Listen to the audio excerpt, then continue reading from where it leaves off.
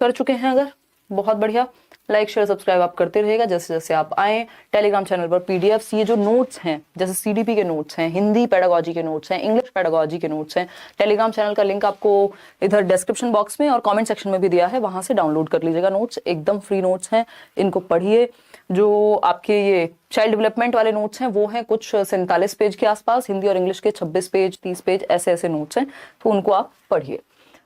आज हम सबसे पहले नेशनल एजुकेशन पॉलिसी, क्योंकि ये नया डॉक्यूमेंट है तो इसको बार बार रिवाइज करना बहुत जरूरी है, और इसको पढ़ने से पहले एक बार ये ब्लूम चचा को देखना जरूरी है ना, बी फॉर ब्लूम। तो ब्लूम कह रहे हैं कि 3 चीजें इन्होंने महत्वपूर्ण बताई थी जो यहां पर भी महत्वपूर्ण ही रहेंगी। कोई बात नहीं, ज्वाइन कर लीजिए आराम से, तभी शुरू करेंगे। ठीक है जी, कोई बात नहीं, लिखने वाली एस्पिरेंट हो जाएगा आपका, घबराओ नहीं, आपने घबराना नहीं है। ठीक है, कोई दिक्कत परेशानी? बहुत बढ़िया, आपकी नई लर्नर हूं, प्रियंका कह रही हैं। चलिए कहानी शुरू करें। अगर हम कहें तो ये ब्लूम टैक्सोनॉमी है, कैप से आपको याद रखना है। और नेशनल एजुकेशन पॉलिसी साफ साफ कह रही है कि जो आप 360 डिग्री असेसमेंट की बात कर रहे हो, 360 डिग्री होलिस्टिक यानी सर्वांगीण आकलन की बात कर रहे हो, उसमें जो आपका आकलन है, जो लर्निंग है, उसमें सीएपी कैप मॉडल फॉलो होना चाहिए। इसका क्या मतलब है? आप बच्चे के संज्ञान, हेड, जिसकी बात पेस्टोलॉजी और महात्मा गांधी भी कर रहे थे, यानी बच्चे के संज्ञान, उसकी थिंकिंग स्किल्स, जो भी उसकी ब्रेन पावर्स हैं, attention, memory, perception, decision making, thinking, reasoning, जितनी भी चीजें हैं जो दिमाग से होती हैं, बच्चे को ऐसे पढ़ाइए कि उसके दिमाग में भी चीजें सेट हों, दिमाग से भी चीजें वो यूज कर पाए, सोच पाए, समझ पाए। उसके हार्ट यानी emotions, affective domain, A for affective domain, cap लगाने वाली, C for cognitive, A for affective यानी उसके इमोशन से। ऐसे उदाहरण दीजिए जो उसके जीवन से जुड़े हुए हों, जो ऐसी एक्टिविटीज कराइए जो उसके दिल पे लगे बात, ठीक, मतलब इमोशनली आप उसको कनेक्ट कर पाए। फिर थर्ड चीज है साइकोमोटर, सीएपी कैप यानी गत्यात्मक, ऐसी एक्टिविटीज जिनमें वो फिजिकली इन्वॉल्व हो। तो इन तीनों ही एस्पेक्ट्स को शामिल करने की बात एनईपी, नेशनल एजुकेशन पॉलिसी 2020 करती है, ये बात हम ध्यान रखेंगे।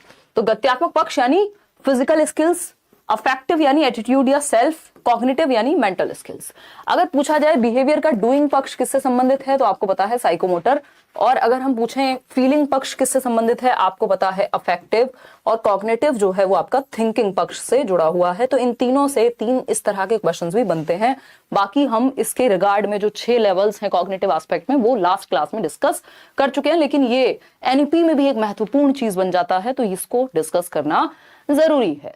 ठीक है, कोई दिक्कत परेशानी? माही कह रही है मार्च में बैच ली थी पेडागोजी स्पेशल में, डिस्काउंट मिलेगा? बिल्कुल मिलेगा। अगर आप करियर व्हील पे कोई भी बैच ले रहे हैं और आप करियर व्हील के पुराने स्टूडेंट रह चुके हैं तो आपको नए बैचेस में डिस्काउंट फॉर श्योर मिलेगा। इससे मुझे याद आया केवीएस का एक बैच आया हुआ है, और जिनको सिर्फ पेडागोजी पढ़नी है, पेडागोजी स्पेशल एक बैच आया हुआ है केवीएस के लिए, सिर्फ पेडागोजी का बैच है, बिल्कुल फ्लैट डिस्काउंट पे 800 है, और वो चलेगा 60 मार्क्स 40 मार्क्स जो भी केवीएस में पेडागोजी पूछी जा रही है वो सारी हम वहां करेंगे। और जो कंप्लीट बैच है जिसमें बाकी के 10 टीचर्स हैं वो ये आपके सामने हैं। तो एडमिशन अभी ओपन है, आप देख करके डेमो लेक्चर्स, और अभी डेमो लेक्चर्स आपको यहाँ यूट्यूब पे भी एक क्लास मिल जाएगी।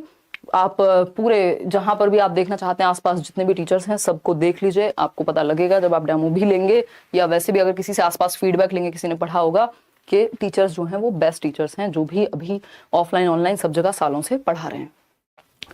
तो नेशनल एजुकेशन पॉलिसी की जब हम बात कर रहे हैं, नेशनल एजुकेशन पॉलिसी, डॉक्टर के कस्तूरी रंगन की अध्यक्षता में एक रिपोर्ट आई 31 मई 2019 को। तो इसके जो चेयरपर्सन हैं वो कौन है? डॉक्टर के कस्तूरी रंगन। कमेटी ने इसको बनाया। एमएचआरडी का नाम बदल करके, जो ministry of human resource and development थी, मानव संसाधन विकास मंत्रालय जो था, उसको शिक्षा मंत्रालय रीनेम कर दिया गया, यानी एजुकेशन मिनिस्ट्री इसका नाम हो गया। ठीक, ये बेसिक बातें हैं। पहले शिक्षा मंत्रालय होता था, फिर एमएचआरडी किया था, अब फिर से एजुकेशन मिनिस्ट्री कर दिया है। इसमें एक नया फॉर्मेट जो है वो इंट्रोड्यूस हुआ, 5+3+3+4। पहले क्या होता था? 10+2+3 यानी 10वीं 10 साल, फिर 2 साल आपका 11वीं 12वीं सीनियर सेकेंडरी, और सेकेंडरी 10वीं था, और आपका ग्रेजुएशन जो है वो 3 साल। ये था पैटर्न। अभी क्या क्या है? 5+3+3+4 या 10+2 स्कूल एजुकेशन अगर थी तो अभी उसको 5+3+3+4, 534 एक ट्रिक है इसकी जिससे आपको ये याद रहेगा। बस 534 में करना क्या है? 3 का स्क्वायर कर देना, यानी 3 जो है वो 2 बार है ना। पहले 5 साल शुरुआत के फाउंडेशनल पीरियड है आपका, बिल्कुल जहां पे बुनियाद बनाई जाएगी। फिर आपका 3 साल प्रेपरेटरी, फिर आपका मीडियम, और इसका कुछ तो इन्होंने नाम रखा हुआ है, और फिर उसके बाद आपका 3 साल आपके, और 4 है आपका सेकेंडरी। तो ये है कुछ 5+3+3+4 का मॉडल जो एनईपी ने इंट्रोड्यूस किया है। 534 से याद रखना है, स्क्वायर लगा देना है, यानी 2 बार 3 है, यहाँ पे ये मिडल ही बोला है इसको। चलिए ठीक है। तो अगर हम बात करें तो ये है 5 साल की जो एजुकेशन है 3 से 8 वर्ष तक। पहले क्या होता था, छठी से, मतलब छठी बोल रही हूँ, 6 साल से 6 ईयर से फर्स्ट क्लास में बच्चा एडमिशन लेगा और तब से हम काउंट करते थे। यहाँ पर क्या है, अभी ये कहा गया है कि जो प्री प्राइमरी वाले बच्चे हैं उनको 3 साल से ही, जो अर्ली चाइल्डहुड केयर एजुकेशन वाले बच्चे हैं उन्हीं को इंक्लूड कर लो सीधा। तो शुरुआत के 5 साल यानी 3 साल से 8 साल की उम्र जो है फाउंडेशनल पीरियड, मूलभूत चरण, यहाँ बेसिक लिटरेसी सिखाई जाएगी, खेलने कूदने में रहेंगे बेसिकली। फिर 3 साल हैं आपके 8 से 11 वर्ष का बच्चा प्रेपरेटरी स्टेज में है, बेसिक अब जाकर के वो न्यूमरेसी स्किल्स सीखेगा, वहां खेलेगा कूदेगा। और 3 साल उसके बाद 11 से 14 वर्ष मिडिल स्टेज हो गई आपकी। फिर आता है जिसमें आप बच्चा जो है वो 6, 7, 8 वगैरह करेगा। फिर 14 से 18 वर्ष सेकेंडरी स्टेज आ जाती है, और इसमें भी 6th ग्रेड से ही बच्चे को हम कोडिंग, वोकेशनल एजुकेशन, दुनिया भर की चीजें कराने की बात कर रहे हैं। तो ये यहाँ पे 4 चरण हैं।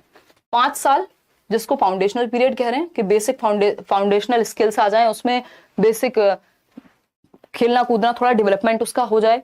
फिर 8 से 11 वर्ष की अवस्था है, न्यूमरेसी स्किल्स आ जाए। फिर 8 से 11 में आपका प्राइमरी एजुकेशन वो लेना शुरू कर दे। फिर 11 से 14 है मिडिल स्टेज, फिर सेकेंडरी स्टेज आ जाती है। FPMS इसको हम मान के चल रहे हैं। इसको अगर आपको डिटेल में पढ़ना है, मैं करा चुकी हूँ इसको नेशनल एजुकेशन पॉलिसी पे 2 वीडियो, 3 है बट 2 तो प्रॉपर जैसे क्वेश्चंस पूछे गए हैं उस हिसाब से भी कराई है। इस बार खूब क्वेश्चंस आए हैं अलग अलग सब्जेक्ट में भी। अगर हम एनईपी की बात करें, पोल दे देंगी मैडम अगर नींद ना आई हो तो प्लीज। तो ये क्वेश्चन है आपके सामने कि जो नेशनल एजुकेशन पॉलिसी है उसने कौन से पैटर्न में बदलाव लाया है, यानी structure of school education as recommended by national education policy. तो आपको 534 वाली वो ट्रिक याद रखनी है ताकि आप कंफ्यूज ना हो। 3 का स्क्वायर कर देना है, ठीक। तो इसमें आंसर क्या सही होगा फटाफट से आप कमेंट करके बताएंगे। इतने में ये लिख देती हूँ ताकि आपको बार बार ये चीज याद रहे भाई। 5+3+3+4 FPMS फाउंडेशनल पीरियड 5 साल का, प्रेपरेटरी स्टेज 3 साल की, मिडिल स्टेज 3 साल की और सेकेंडरी स्टेज 4 साल की, ठीक है। ये चारों के नाम FPMS के थ्रू ही याद रखने हैं। ए ऑप्शन एकदम सही है, आप लोग कह रहे हैं इसको अपनी मर्जी से 4 को 2+2, ये मैथ्स नहीं चल रहा कि हम अपनी मर्जी से लिख दें, है ना। 5 को 2+3 लिख दें, ऐसा नहीं चलेगा। 5+3+3+4 जब तक ये ऑप्शन में है तब तक कोई और ऑप्शन हमें चूज करने की आवश्यकता नहीं है। 96% लोग आंसर सही दे रहे हैं, मतलब इसमें भी लोग हैं जो गड़बड़ कर रहे हैं आंसर में, मतलब इसमें भी 4% लोग हैं जिनको सही उत्तर देने में समस्या हुई। तो A option is the right answer. आगे बढ़ेंगे और समझेंगे। अब आप सो सकती हैं फिर से, देखिएगा। तो ये पुराने जमाने की बात है, एक समय पे क्या होता था, एजुकेशन ऐसे वर्क करती थी। 10 साल + 2 साल यानी 6 साल की उम्र में पहली क्लास में बच्चा जाता था, मतलब अभी भी यही है बट अब चेंजेस आ जाएंगे नेशनल एजुकेशन पॉलिसी की वजह से। 10 साल की उम्र में, मतलब 10 साल की एजुकेशन है, 6 साल की उम्र में बच्चा कक्षा 1 में जाएगा, और अगर हम बात कर रहे हैं 16 साल तक 10वीं उसकी हो जाएगी। फिर उसके बाद 2 साल थे, 2 साल कौन से हैं, ये 11वीं और 12वीं के 16 से 18 वर्ष। इसको परिवर्तन, जो न्यू एकेडमिक स्ट्रक्चर है उसमें परिवर्तन आ जाएगा। 10+2 से काम अभी नहीं चलेगा। ये था 10+2 एग्जिस्टिंग स्कीम जो हमारी चल रही है अभी तक। अब जब ये लागू हो जाएगी पूरी तरीके से तो एकेडमिक स्ट्रक्चर ऐसे बन जाएगा। FPMS आप देख पा रहे हैं, 3 साल शुरुआत के आंगनवाड़ी वाला टाइम, फिर 2 साल जो है आपके 6 से 8 वर्ष यानी क्लास 1 और 2, यानी ये 5 साल जो है शुरुआत के, इनको 2 तरीके से तोड़ा हुआ है। 3 साल है आंगनवाड़ी के, 2 साल है फिर आपके बेसिक क्लास 1 और 2 के, ठीक है। फाउंडेशनल पीरियड में multi level education, play activity based learning होगी। प्रेपरेटरी स्टेज में जाकर के बच्चा थोड़ा एक्टिविटी के थ्रू स्किल्स वगैरह डेवलप करेगा, न्यूमरेसी स्किल्स एंड ऑल। फिर मिडिल स्टेज में तो साइंस, मैथमेटिक्स, आर्ट्स वगैरह पढ़ेगा 6th क्लास में, और सेकेंडरी स्टेज में again critical thinking and all पे बहुत ज्यादा जोर दिया है इन्होंने, और ये एक बार आप देख पाएंगे। चलिए कहानी को आगे बढ़ाते हैं, ठीक। अगर इसको हम ऐसे देखना चाहें कि जो हमने शुरुआत के 5 साल लगाए हैं, उन 5 साल में 3 साल आंगनवाड़ी के हैं या प्ले वे के हैं, फिर 2 साल कक्षा 1 और 2 के हैं, तो इसमें मल्टी लेवल प्ले एक्टिविटी होगी। फिर जो उसके बाद के 3 साल हैं उसमें बच्चा डिस्कवरी मेथड एंड ऑल का इंटरेक्ट करके न्यूमरेसी स्किल्स वगैरह आप सिखाएंगे। फिर आएंगे इस पर मिडिल स्कूल पर एक्सपीरियंशियल लर्निंग पे फोकस किया है, यानी अनुभवात्मक अधिगम पर फोकस किया, बच्चों को रियल लाइफ एक्सपीरियंस हम दे पाए। सेकेंडरी स्टेज में जो वो मल्टी डिसिप्लिनरी सब्जेक्ट्स हैं, फ्लेक्सिबिलिटी की बात की है, साइंस, कॉमर्स और ह्यूमैनिटीज को अलग अलग बांटने की जगह पूल ऑफ सब्जेक्ट्स होंगे जिनमें से चूज करने का अधिकार बच्चे के पास आ जाएगा। 6th क्लास से ही कोडिंग और वोकेशनल एजुकेशन, इंटर्नशिप वगैरह पे फोकस किया जाएगा। इसमें एक क्वेश्चन बहुत आया कि जो असेसमेंट है, असेसमेंट मतलब आकलन कि बच्चा सीख कैसे रहा है, इसका पता करने के लिए इन्होंने एक तरह की असेसमेंट पॉलिसी की बात की, वो है 360 डिग्री असेसमेंट, यानी 360 डिग्री असेसमेंट, यानी बच्चे को चहुमुखी रूप से चारों तरफ से असेस करना है, आकलन करना है, यानी बच्चा खुद का भी आकलन करे, सेल्फ असेसमेंट यानी स्वयं आकलन, यानी वो अगर कोई काम आपने उससे कराया और आप उससे पूछे बेटा तुम खुद को कितना नंबर देते हो, वो कहेगा मैं 10 में से 8 दूंगा अगर ईमानदारी से बताऊं, यानी वो खुद का ही आकलन कर पाए। या कोई काम वो करके लाया और उसको बोले एक बार तुम देखो इसको कि तुम्हें क्या लगता है इसमें कहाँ इंप्रूवमेंट की जरूरत है, ये हुआ सेल्फ असेसमेंट कि बच्चा खुद का आकलन खुद कर सके। तो एक पार्ट तो इसमें ये हुआ। दूसरा 360 डिग्री असेसमेंट में क्या है, पीयर असेसमेंट। पीयर मतलब सहपाठी आकलन, यानी जो बच्चे के दोस्त हैं, क्लासमेट्स हैं, वो भी उसका आकलन कर पाए। आप कहें एक दूसरे को अच्छा बेटा अपनी नोटबुक, ए बच्चा अपनी नोटबुक बी बच्चे को दे और बी बच्चा ए बच्चे की नोटबुक चेक करे, अब क्या होगा, एक दूसरे का आकलन करेंगे तो उनकी जो असेस करने की क्षमता है वो भी बेहतर होगी, फीडबैक दे पाएंगे। और तीसरा पार्ट है इसमें टीचर असेसमेंट, यानी शिक्षक आकलन।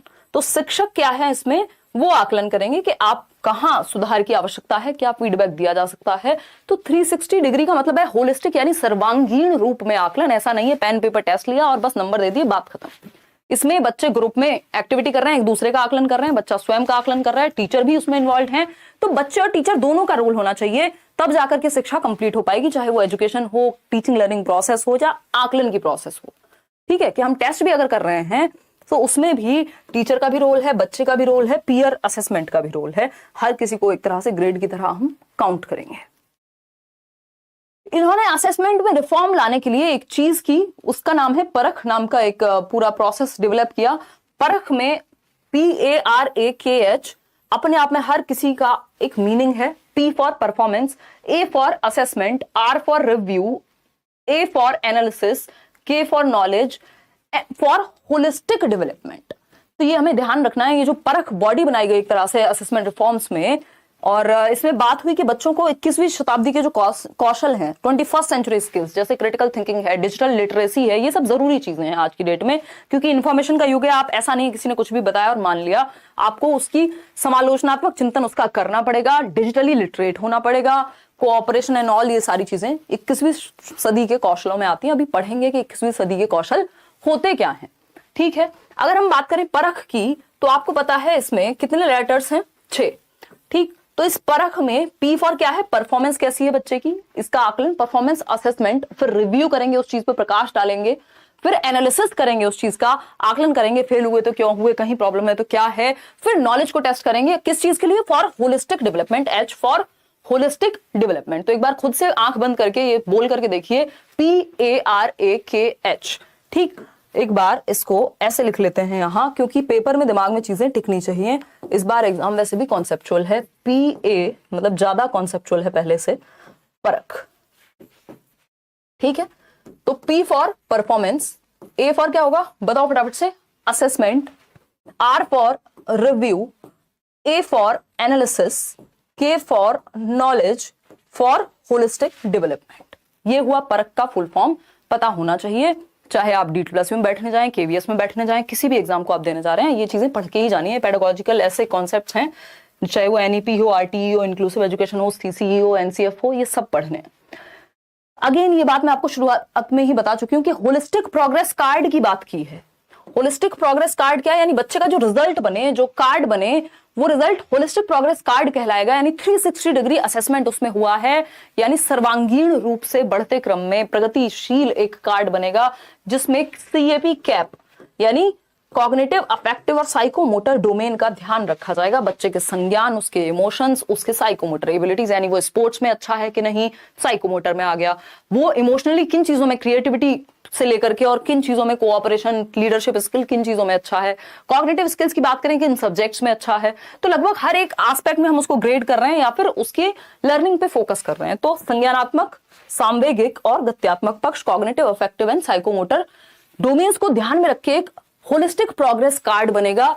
इसमें सारी चीजें इन्वॉल्व होंगी, तब जाकर के हम 360 डिग्री असेसमेंट को अचीव कर पाएंगे। बात सही है या नहीं है? बिल्कुल सही है। आगे बढ़ेंगे नेक्स्ट पॉइंट पर। क्या कहता है ये 21st सेंचुरी स्किल्स। तो मेजर जो 12 स्किल्स हैं जिनको हम काउंट करते हैं सीबीएसई दृष्टि से, और वैसे तो सैकड़ों स्किल्स आपको मिल जाएंगी अगर आप जाएंगे देखने, ठीक है ना। चलिए समझते हैं फटाफट से, और लाइक शेयर सब्सक्राइब करना अगर आप भूल गए हैं तो आप कर सकते हैं। बहुत सारी चीजें हैं अभी जो हम पढ़ने वाले हैं। ये ऐसी चीजें जितनी बार आप पढ़ेंगे, ये हम कई बार कर भी चुके हैं, लेकिन जितनी बार आप पढ़ेंगे उतनी बार बेहतर, ये इससे कोई नुकसान नहीं होने वाला, ठीक है।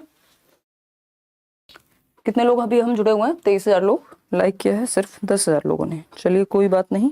तो ये क्रिटिकल स्किल्स हैं, जो 12 क्रिटिकल थिंकिंग स्किल्स हैं जो महत्वपूर्ण हैं। अब ये महत्वपूर्ण क्यों है, कैसे हैं, क्या कहानी है, उस पर हम अभी आएंगे।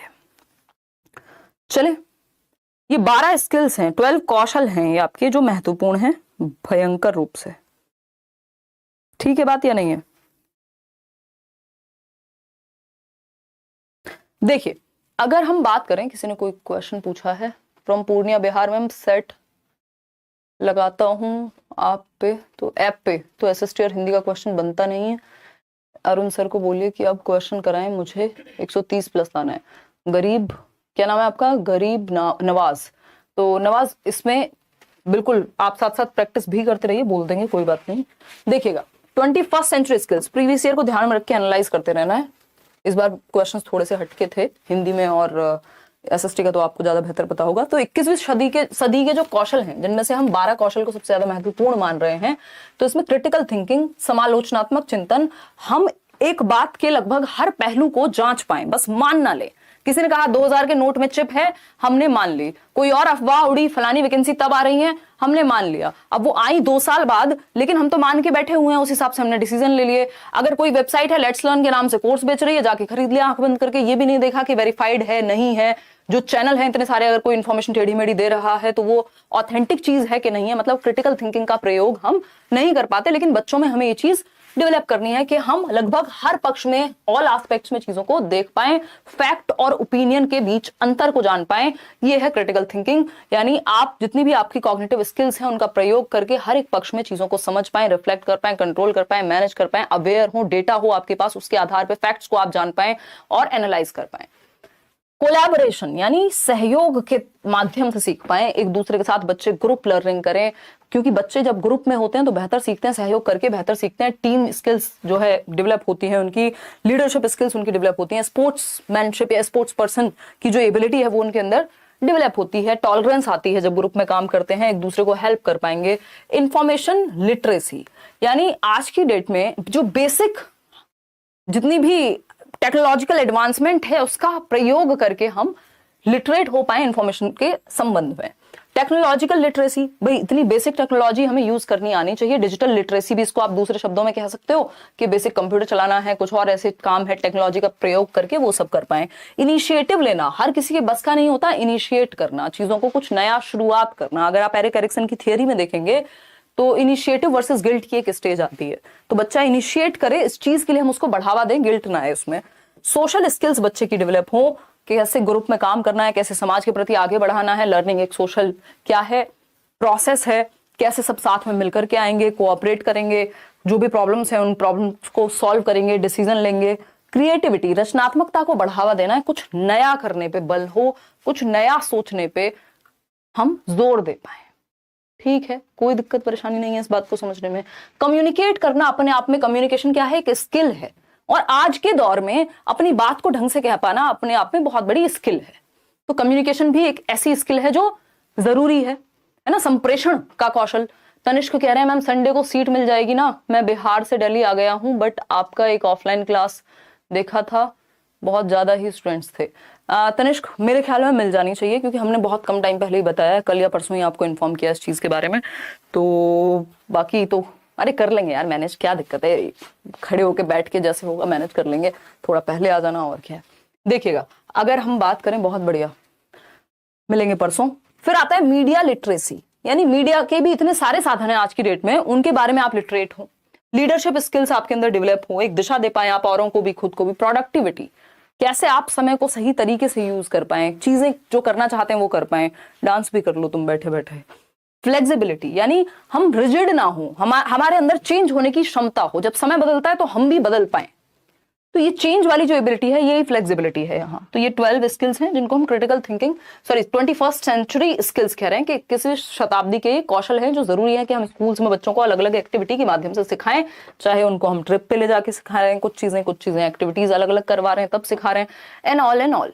ठीक, reduction in curriculum content to enhance essential learning and critical thinking, यानी कि हम क्या कर रहे हैं, जो करिकुलम है उसको थोड़ा सा घटा दें, ऐसा ना हो बच्चे से भारी बस्ता हो। एक रिपोर्ट आई थी 1992-93 में लर्निंग विदाउट बर्डन की, यानी बोझ ना बन जाए अधिगम बच्चे पे, तो इसेंशियल लर्निंग और क्रिटिकल थिंकिंग पे फोकस करके करिकुलम का लोड बहुत ज्यादा नहीं बढ़ाना, उसको कम करना है, रिडक्शन करना है उसमें पाठ्यचर्या में।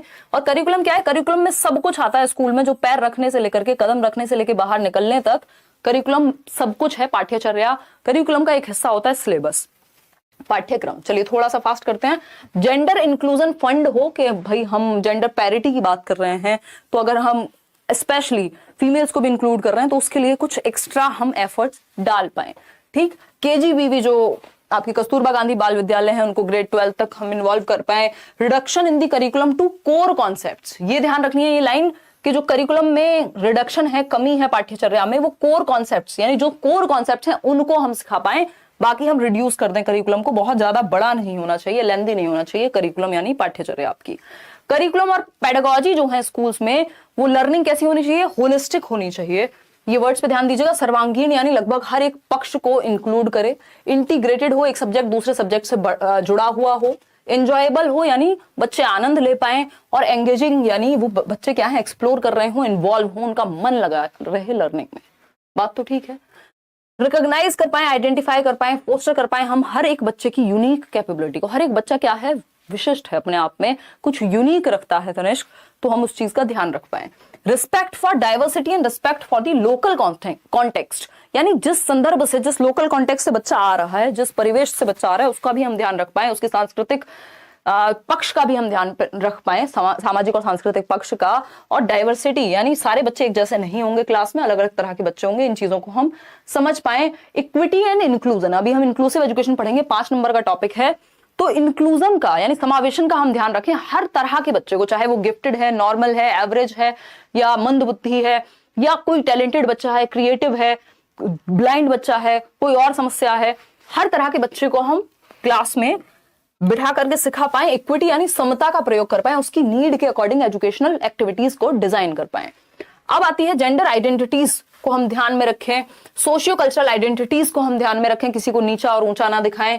ज्योग्राफिकल आइडेंटिटीज, कौन किस ज्योग्राफी से आ रहा है, तो हर एक बच्चे को इंक्लूड करना है, उसके जो भी क्षमताएं वो लेकर के आए परिवेश से अपने। डिसेबिलिटीज को हम इंक्लूड कर पाए, सोशियो इकोनॉमिक कंडीशंस का ध्यान रख पाए बच्चों की। Socially and economically disadvantage groups बनाए जाएं जो स्पेशली काम करें उन लोगों के लिए जो सोशली और इकोनॉमिकली डिसएडवांटेज हैं, यानी वंचित हैं सामाजिक और आर्थिक रूप से। इसको नोट कर लीजिएगा, SCDGs, ये सब मैंने नोट्स में आपको दिया है, अगर नोट नहीं भी कर रहे हैं तो ध्यान जरूर रखेंगे इस चीज का। अगर लैंग्वेज के विषय में हम बात कर रहे हैं तो NEP आपको कह रही है कि 3 लैंग्वेज फॉर्मूला को फ्लेक्सिबली यूज करना है। 3 लैंग्वेज फॉर्मूला क्या था कि 3 भाषाएं प्राथमिक स्तर पर पढ़ाई जाएं, जिसमें से पहली भाषा मातृभाषा होनी चाहिए, दूसरी भाषा, अगर मातृभाषा हिंदी नहीं है तो दूसरी भाषा हिंदी होगी, तीसरी भाषा कोई भी मॉडर्न इंडियन लैंग्वेज है, इंग्लिश हो जाएगी। तो ये एक बेसिक बात हुई। No language is being imposed, इस बात का ध्यान रखिएगा, बहुत क्वेश्चन पूछे गए हैं।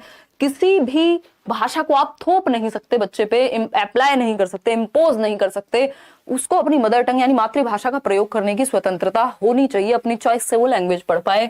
मदर टंग और रीजनल लैंग्वेज टिल ग्रेड 5, कक्षा 5 तक जो क्षेत्रीय और मातृ भाषा है उसकी, जो घर में यूज करता है, होम लैंग्वेज है, नेटिव लैंग्वेज है, उसका आप प्रयोग उसको करने देंगे। बच्चे की मातृभाषा को डिस्करेज यानी हतोत्साहित नहीं करना होता। फिर आती है Sanskrit as an option at all levels, यानी बेसिकली जो आपकी इंडियन क्लासिकल लैंग्वेजेस हैं उनको एक ऑप्शनल की तरह रखने देना है स्कूल्स में। संस्कृत क्या है, एक ऑप्शनल की तरह होनी चाहिए बच्चे के पास, वो जिस लेवल पे पढ़ना चाहे एक ऑप्शनल सब्जेक्ट के रूप में, एडिशनल सब्जेक्ट के रूप में जितनी भी सांस्कृतिक भाषाएं क्लासिकल लैंग्वेजेस हैं उनको आप एक ऑप्शनल या एडिशनल सब्जेक्ट के रूप में रख पाएंगे। तो 3 लैंग्वेज फॉर्मूला को यूज करना है। मल्टीलिंगुअल कंट्री है तो फ्लेक्सिबिलिटी होनी चाहिए कि बहुभाषिता का प्रयोग कर पाए, यानी जो एनसीएफ कहता था उसी बात को बढ़ावा दिया है कि मल्टीपल भाषाएं देश भर में चलती हैं। हम कहते हैं कि कोस कोस पे पानी बदले 3 कोस पे वाणी, तो जो भाषाओं का जो चेंज है या बहुत ज्यादा डाइवर्सिटी है, विभिन्नता है लैंग्वेज को लेकर के इंडिया में, उसको हम ध्यान रख पाए और एक क्लास में मल्टीपल लैंग्वेज बोलने वाले पढ़ने वाले बच्चे हों। आईएसएल को बढ़ावा देना यानी इंडियन साइन लैंग्वेज को हमें प्रमोट करना है, ये एक बेसिक सी बात है। तो लैंग्वेज के कॉन्सेप्ट में, लैंग्वेज के कॉन्टेक्स्ट में ये सारी बातें हैं। अब आते हैं इंक्लूसिव एजुकेशन पे। ये थी एनईपी के मेन मुद्दे। हालांकि मैंने अलग से एक सेशन बनाया हुआ है, 2 सेशन इवन एनईपी पे, और एक पुराना है 3। अब इंक्लूसिव एजुकेशन, क्योंकि जो भी इनके मेन पॉइंट्स हैं उनको समझना बहुत जरूरी है। इस टाइम पर, पेपर के टाइम पर सारी चीजें रिवाइज हो जानी चाहिए। स्पीड थोड़ी ज्यादा है तो आप कम कर लीजिएगा अगर आपको लगे कि समझने में तकलीफ हो रही है तो, है ना। तकलीफ समझते हैं।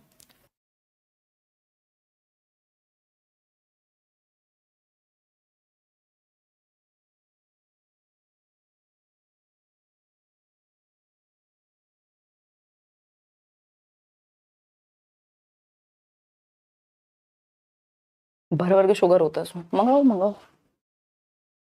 निशा कॉफी ऑर्डर करने के मूड में है। खाना प्लेट लगवा दें तुम्हारी। शांतनु क्या कह रहे हैं? I am fan ma'am. By the way marathon class में सीटेट मॉडल पेपर भी कराइएगा, एग्जाम से पहले कुछ क्रिएटिव हो जाएगा। अरे बिल्कुल कर लेंगे शांतनु, क्वेश्चंस कराएंगे यार, अभी तो डोंट वरी, कराएंगे मॉडल भी करा देंगे। देखिएगा, अगर हम बात करें समावेशी शिक्षा यानी इंक्लूसिव एजुकेशन, 5 नंबर का टॉपिक है आपके सीटेट में और लगभग हर एक एग्जाम में जहां पे भी टीचिंग एग्जाम की बात हो रही है इंक्लूसिव एजुकेशन से क्वेश्चन आता ही है। समावेशी का अगर जो वर्ड है इंक्लूसिव, इंक्लूसिव मतलब इंक्लूड करने से बना है, सबको इंक्लूड करना है। Education for all, education for all यानी सभी के लिए शिक्षा। ये बहुत ही पॉजिटिव वर्ड है, पूरे एग्जाम में आप इसको ध्यान में रख सकते हैं।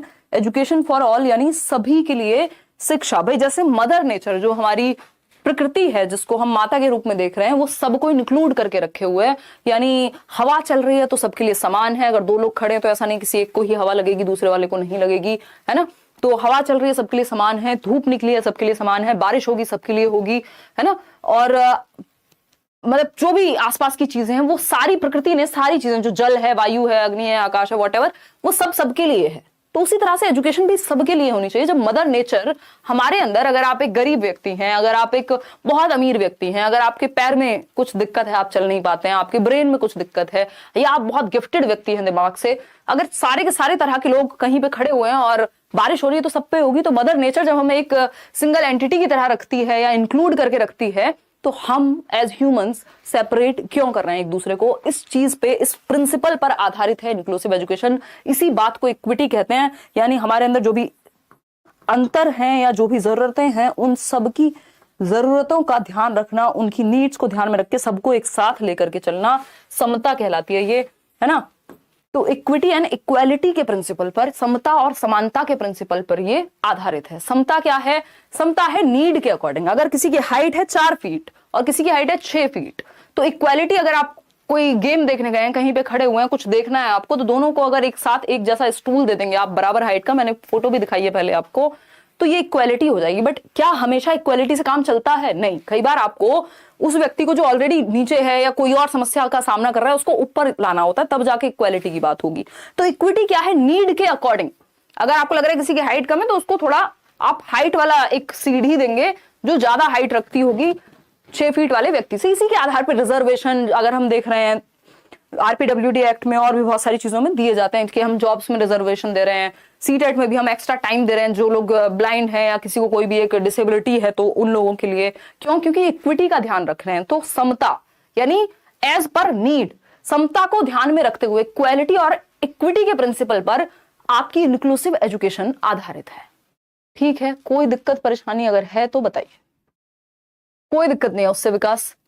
ठीक, फिरदौस क्या कह रहे हैं? संडे को तो आप बिजी रहेंगे ऑफलाइन क्लास में, तो निशा मैडम को छुट्टी दे दीजिए हमारे। हाँ हाँ हाँ फिरदौस, कुछ काम वाम कर लो यार, क्यों फालतू ब्लॉक होने के काम करते हो। देखो एक बार, निशा मैडम भी बिजी रहेंगी, इनको वहीं बुला लेंगे। ठीक, इक्विटी यानी समता और इक्वालिटी के प्रिंसिपल पे आधारित है इंक्लूसिव एजुकेशन। इंक्लूसिव एजुकेशन कहती है कि समावेशी शिक्षा के अंतर्गत बच्चों की जरूरतों के आधार पर शिक्षा, यानी एक बच्चा, हर तरह का बच्चा इंक्लूडेड है, एजुकेशन फॉर ऑल है। कहा जाता है कि पृथकीकरण या अलगाव प्रकृति के नियमों के विरुद्ध है, यानी segregation is against the law of nature, यानी अलग थलग नहीं करना है बच्चे को कि अच्छा तुम्हें दिखाई नहीं देता है, तुम उन बच्चों के साथ बैठो। 5 बच्चे जिनको दिखाई देने में समस्या है उनको अलग रखेंगे, 5 बच्चे जिनको चलने में समस्या है उनको अलग रखेंगे, ब्लाइंड स्कूल अलग है, कोई और तरह का स्कूल अलग है। ये नहीं करना, एक रेगुलर स्कूल सिस्टम में, यानी एक सामान्य स्कूल के अंदर बैठ करके हर तरह का बच्चा पढ़ सके, यही है इंक्लूसिव एजुकेशन। तो रेगुलर स्कूल सिस्टम में चाहे बच्चा ब्लाइंड है, उसको ऑर्थोपेडिक डिसेबिलिटी है, चलने फिरने में, सुनने में कोई भी तरह की समस्या, या वो गिफ्टेड है, टैलेंटेड है, क्रिएटिव है, कुछ भी है बच्चा, हर तरह के बच्चे, देखो 2 प्रकार के बच्चे होते हैं। रेगुलर स्कूल सिस्टम में हम हर एक बच्चे को एजुकेशन दे पाए, ये कहेगी इंक्लूसिव एजुकेशन, क्योंकि आपको सेग्रीगेट नहीं करना। ये वर्ड ही अपने आप में बहुत नेगेटिव है। जैसा कि हमने कहा कि जब हमारी मदर नेचर जो प्रकृति है वो हमें सेग्रीगेट नहीं करती, वो हमें भेदभाव नहीं करती, तो हम कौन हुए। ठीक, तो सेग्रीगेशन की जगह इंक्लूजन वर्ड का प्रयोग करना है, समावेशन का प्रयोग करना है। इंक्लूजन क्या है, एक बेहद पॉजिटिव वर्ड है, पूरे पेपर में ध्यान रखेंगे इस बात को। तो रेगुलर स्कूल सिस्टम में हर बच्चे को हम शिक्षा दे पाए। एक और बात, सिस्टम जो है वो बच्चे के लिए बना है, बच्चा सिस्टम के लिए थोड़ी बना है कि आपने बच्चा पैदा किया क्योंकि सिस्टम को देना था, ऐसा थोड़ी होता है भाई। सिस्टम बच्चे के लिए बनाया गया है ना, तो आप सिस्टम में चेंज लाते हैं। कहां चेंज लाएंगे? सिस्टम में चेंज लाएंगे, स्कूल में चेंज लाएंगे, बिल्डिंग में चेंज लाएंगे बच्चे के लिए, ना कि बच्चे में चेंज लाएंगे कि बेटा तुम चल नहीं पाते, जाओ टांगों का इलाज कराओ, कुछ और कराओ, नई टांगे लगवा लो, कल से दौड़ के आना, नहीं तो मत आना। ऐसा थोड़ी होता है। तो बच्चे के अनुसार सिस्टम बना है या सिस्टम के अनुसार बच्चा बनेगा? तो चेंज करना है किसमें? सिस्टम में। सिस्टम क्या है? बिल्डिंग से लेके, करिकुलम से लेके, टीचर्स से लेके, पूरे आसपास की दुनिया जितनी भी है उसको बच्चे के अनुरूप बनाना है, उसकी नीड्स का ध्यान रखते हुए, इंडिविजुअल डिफरेंसेस का ध्यान रखते हुए सिस्टम क्रिएट करना है कि भाई सीढ़ियों से अगर नहीं चल पा रहे हो तो क्या करें? रैंप बनवा दें स्कूल्स में, है ना, या फिर जो बच्चे चलने फिरने में दिक्कत है उनकी क्लास हम ग्राउंड फ्लोर पे लगवाएंगे। सिर्फ उनकी ही नहीं, मतलब क्लासेस की कोशिश करेंगे फिर ग्राउंड फ्लोर पे ही हो। तो ये क्या हुआ? ये इंक्लूसिविटी हुई कि हम सेग्रीगेट नहीं कर रहे। तो सिस्टम में चेंज, बिल्डिंग में चेंज, करिकुलम में चेंज, टीचर की अप्रोच में चेंज, सेंसिटिविटी में चेंज कि टीचर उनको डिफरेंट डिफरेंट नामों से बुला रहे हैं, ये सब नहीं होना चाहिए कि आप ठप्पा लगा के लेबल कर रहे हैं बच्चों को, अरे वो अंधे बच्चों को बुलाओ। ये क्या हुआ? ये बेवकूफी हो गई। ये इंक्लूसिव एजुकेशन बिल्कुल भी नहीं है, आप बच्चों को प्रताड़ित कर रहे हैं ऐसे। तो सिस्टम में चेंज लाना है, बच्चे में नहीं, ये बात ध्यान रखेंगे। इंक्लूसिव एजुकेशन सिस्टम यानी स्कूल यानी ऑर्गेनाइजेशन में चेंज की बात करेगा, बच्चे में बदलाव की नहीं। बच्चा सिस्टम के लिए नहीं है, सिस्टम बच्चे के लिए बना है। पूरा जो भी तामझाम क्रिएट किया गया है वो किसके लिए किया गया है? बच्चे के लिए। ये सिस्टम के लिए बच्चे बनाए गए नहीं। ठीक, अगर हम बात करें बच्चों की तो एक होता है नॉर्मल बच्चा और एक है आपका स्पेशल बच्चा। ठीक, 2 प्रकार के बच्चे हैं।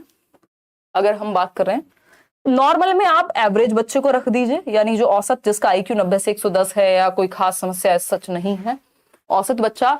स्पेसिफिक कह लीजिए आप इसको, विशिष्ट या स्पेशल कह लीजिए, इसमें जो स्पेशल नीड वाला बच्चा है, चाहे वो चलने फिरने में समस्या हो, चाहे वो गिफ्टेड हो, हर तरह का बच्चा जो एवरेज नहीं है वो स्पेशल ही है कहीं ना कहीं।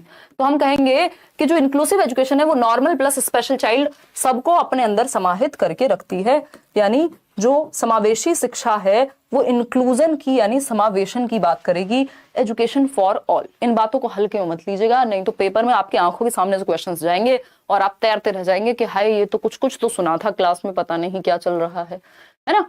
केवीएस पीआरटी के लेवल पे ईवीएस करवा दीजिए, आपसे ही करनी है। साक्षी बहुत ही बेहतरीन पढ़ाते हैं आपके विवेक सर, पूरा इतने सालों से एसएससी लेके सबको पढ़ा रहे हैं, तो और अच्छे से वो करा पाएंगे उसमें। और मेरी अगर आप बात करोगे, मैं जिस भी तरह से कंट्रीब्यूट कर पाऊंगी आपको यहाँ करूंगी और पेडागोजी में करूंगी। ठीक, नोट्स पर भी आपको मिल जाएंगे। चलिए कोई नहीं, ये सब देखते रहेंगे, अभी पढ़ने पे ध्यान दे लेते हैं। ये सारी बातें करने के लिए हमारे पास बहुत टाइम है, अभी केवीएस के लिए भी टाइम है। अभी आपको क्या कहते हैं उसको, डेमो लेक्चर्स भी मिलेंगे। मैं पूरा केवीएस का जो पेडागोजी वाला सिलेबस है वो भी आपको तोड़ के बता दूंगी। अगर आप बैच ले पा रहे हैं तो भी ले लीजिए, नहीं ले पा रहे हैं तो कहाँ से पढ़ें, सारा कुछ बता दूंगी। अभी 2-4 दिन रुक जाओ, है ना। ठीक है, चलिए। तो education for all, segregation against the law of nature है, बच्चे को सेग्रीगेट नहीं करना। और अगेन यही बात हिंदी में भी लिख दी गई है कि बच्चों की आवश्यकता के अनुसार सिस्टम में परिवर्तन किया जाता है, ना कि बच्चे में। तो सिस्टम में बदलाव करना है, बच्चे में नहीं, क्योंकि सिस्टम बच्चे के लिए है। दूसरा एक चीज होती थी पहले इंटीग्रेटेड एजुकेशन, जिसको एकीकृत शिक्षा कहते थे, अभी भी होती है, बट एकीकृत शिक्षा से बेहतर है समावेशी शिक्षा। एकीकृत में क्या था, आप एडमिशन तो दे दे रहे हैं उन बच्चों को जो स्पेशल नीड वाले हैं, जिनको देखने में समस्या है, या कोई भी एक स्पेशल नीड है, कोई भी एक डिसेबिलिटी भी हो सकती है, तो उनको सिर्फ एडमिशन दे रहे हैं, उनके अनुसार सिस्टम में चेंज नहीं कर पा रहे हैं। तो ये इंटीग्रेटेड थी। इंटीग्रेटेड से बेहतर क्या है, इंक्लूसिव है, कि हम सिस्टम में भी चेंज कर पा रहे हैं, बच्चे की नीड के अकॉर्डिंग हम सिस्टम में परिवर्तन कर पा रहे हैं। तो ये बेहतर हुआ इंक्लूसिव एजुकेशन इंटीग्रेटेड एजुकेशन से। ये एक वन लाइनर की बात हो गई। ये नोट्स फ्री हैं, पढ़ लीजिएगा डाउनलोड करके, बाद में आप आस पड़ोसियों को भी कहेंगे कि बहुत अच्छा हुआ, चाहे आपने दुनिया के किसी टीचर, दुनिया की किसी किताब, दुनिया के किसी नोट्स कहीं से भी पढ़ा हुआ है। ये 47 पेज जरूर पढ़ के जाइएगा, इसमें भी कुछ क्वेश्चन हैं, देखिएगा। अगर हम बात करें, मतलब क्वेश्चन तो एक्स्ट्रा में है, कॉन्सेप्ट तो हैं ही सारे, तो अगर वो क्वेश्चन वाले पेज हटा देंगे तो और कम हो जाएंगे। ठीक, हिंदी के भी इंग्लिश के भी नोट्स मैं दे चुकी हूँ, पेडागोजी के, मैथ्स के और ईवीएस के आपको मिलेंगे, पेपर से पहले मिल जाएंगे, डोंट वरी। देखिएगा, अगर हम बात कर रहे हैं, ये सब छोड़ दीजिएगा, अभी ज्यादा इंपॉर्टेंट नहीं है, ये संयुक्त राष्ट्र संघ की बात हो रही है, यूएन की। तो यूनाइटेड नेशंस की अगर हम बात करें तो 1993 में ये कहा गया था कि जो लोग वंचित हैं, डेप्राइव्ड हैं किसी भी तरह से, चाहे कोई बच्चा आर्थिक रूप से, यानी उसके पास उतना पैसा नहीं है कि वो पढ़ पाए, एजुकेशन ले पाए, चाहे फिजिकली उसको कोई प्रॉब्लम है, चाहे देखने में उसको प्रॉब्लम है, डेफ एंड डम्ब है, ब्लाइंड है, कोई भी प्रॉब्लम अगर है, या बौद्धिक स्तर में कुछ किसी का आईक्यू बिल्कुल ही कम है, तो हम उसको भी पढ़ा पाए, मतलब हर बच्चे को इंक्लूड कर पाए। किसी के सेंसेस में कोई दिक्कत है, स्त्री पुरुष से लेकर के किसी भी तरह का भेदभाव नहीं हो, इस चीज को ध्यान में रखें। इसके आधार पर फिर आपका इंक्लूसिव एजुकेशन निकल करके आई। ये यूएन की मीटिंग में 1993 की बात हो रही है। अब एक और चीज है जो इंक्लूसिव एजुकेशन की, जब हम बात कर रहे हैं तो डिसेबल्ड बच्चों की बात आती है, और डिसेबल्ड बच्चों के लिए भारत में 6 से 18 वर्ष तक फ्री एंड कंपलसरी एजुकेशन का प्रावधान है। नॉर्मल बच्चों के लिए जब आप अभी आरटीई पढ़ेंगे, राइट टू एजुकेशन एक्ट, तो उसमें 6 से 14 वर्ष के बच्चे फ्री, यानी फ्री एंड कंपलसरी, निःशुल्क एवं अनिवार्य शिक्षा। लेकिन जब बात उसी की डिसेबिलिटी की आती है तो डिसेबल्ड बच्चों के लिए 6 से 18 वर्ष है। आरपीडब्ल्यूडी एक्ट में अलग से ये बात कही गई है, अभी आरपीडब्ल्यूडी एक्ट हम करने वाले हैं। तो और ये 86वें संविधान संशोधन के तहत हुआ। अब कुछ डिसेबिलिटी के प्रकार हैं जिनसे क्वेश्चन डायरेक्ट आता है, उसको फटाफट से समझ लेते हैं। अपनी एनर्जी बना करके रखनी है। एग्जाम डेट कब तक आ सकती है, any idea, so that we can plan की सारा रिवीजन हो जाए एक बार। Thanks in advance. दिव्यांजलि, वो मैं भी कराऊंगी आपको उस समय पे भी, अलग अलग सब्जेक्ट की मैराथन तभी रखेंगे जस्ट पहले ही, और क्वेश्चंस तो करते ही रहेंगे तब तक। तो मुझे लगता है कि एग्जाम डेट अगर 16 के बाद पेपर होना है तो और 2-4-6 दिन में पता लग जाना चाहिए। इतने आप पढ़ाई अपनी करते रहिए। सीटेट क्वालिफाई किया था लास्ट ईयर वाला, बट उस टाइम फर्स्ट ईयर, अब कोई फर्क नहीं पड़ता, अब तो इन्होंने सबको ही कर दिया ना आकाश, डोंट वरी, ऐश करो। आज से पहले कभी भी 2011 में सीटेट किया था, दुनिया के कभी भी किसी भी समय में आपने आज तक सीटेट क्लियर किया था, आप पेपर दे सकते हैं। देखिए, डिसेबिलिटी के प्रकार हैं, अक्षमता के प्रकार हैं। क्या है, दृष्टि अक्षमता हो सकती है, दृष्टिगत अक्षमता क्या है, विजुअल डेफिशिएंसी या डिसेबिलिटी, बच्चे को देखने में दिक्कत हो सकती है, या पार्शियल विजन हो सकता है कि भाई पार्शियली देख पाता हो, पूरी तरह से जो आईसाइट है उस तरह से वर्क ना करती हो, या बहुत हद तक ना दिखता हो, या बिल्कुल ही ना दिखता हो। इसमें कई प्रकार की दिक्कतें आ सकती है। तो दृष्टि बाधित बच्चा यदि कोई भी है तो वो विजुअल डेफिशिएंसी या डिसेबिलिटी में आएगा। दूसरे प्रकार की डिसेबिलिटी क्या है, ये अक्षमताएं हैं। ठीक, डिसेबिलिटी के टाइप्स हैं। ऑडिटरी डिसेबिलिटी हो सकती है, बच्चे को पूरी तरह से सुनाई ना देता हो, या फिर कुछ हद तक उसका जो ऑडिटरी क्षमताएं हैं वो वर्क करती हो, पूरी तरह से ना सुनता हो, 70% सुन पाता हो, है ना। और किसी भी डिसेबिलिटी को अगर आप सर्टिफिकेशन की बात कर रहे हैं तो 40% से अधिक अगर डिसेबिलिटी है तभी जाकर के आप एक कोई भी लाभ या कोई भी एक क्या कहेंगे रिजर्वेशन गवर्नमेंट अगर दे रही है किसी भी बच्चे को, तो 40% से ज्यादा अक्षमता होनी चाहिए, डिसेबिलिटी होनी चाहिए, उसका सर्टिफिकेट बनता है आसपास से, जो भी मेडिकल अथॉरिटीज होती है वो बनाती हैं। श्रवण अक्षमता यानी ऑडिटरी डिसेबिलिटी, ऑडिटरी को ऑरल भी बोल देते हैं, यानी ऑडियो से संबंधित, सुनने से संबंधित दिव्यांगता या अक्षमता। सी ऑप्शन है मानसिक अक्षमता, इंटेलेक्चुअल डिसेबिलिटी, यानी बच्चे के जो इंटेलेक्ट है, आईक्यू के आधार पे, बुद्धि के आधार पे वो डिसेबल्ड है, समझने की क्षमता, सीखने की क्षमता, तर्क करने की क्षमता, यानी रीजनिंग, लर्निंग, अडेप्टेबिलिटी, इन सब में प्रॉब्लम है, लर्निंग। फोर्थ क्या है, लोकोमोटर डिसेबिलिटी। लोकोमोटर में क्या होता है, चलना फिरना, जो फिजिकल एक्टिविटी करने की क्षमता है। याद कीजिए, कुछ मत याद कीजिए, बेसिकली चलने फिरने में दिक्कत है, व्हील चेयर पे है बच्चा, बेसिकली जो हड्डियों से रिलेटेड प्रॉब्लम्स हैं जिनकी वजह से मूव करने में मोटर एक्टिविटीज करने में, मूवमेंट में दिक्कत है, वो सब लोकोमोटर डिसेबिलिटी में आएंगी। ये एक प्रकार हुआ है ना, एक तरह की फिजिकल डिसेबिलिटी हुई। फिर आते हैं अधिगम अक्षमता पे, एक चीज है लर्निंग डिसेबिलिटी। अब ये लर्निंग डिसेबिलिटी जो है, इसका जरूरी नहीं है कि आपको शरीर में कहीं दिखे कि बीमारी है।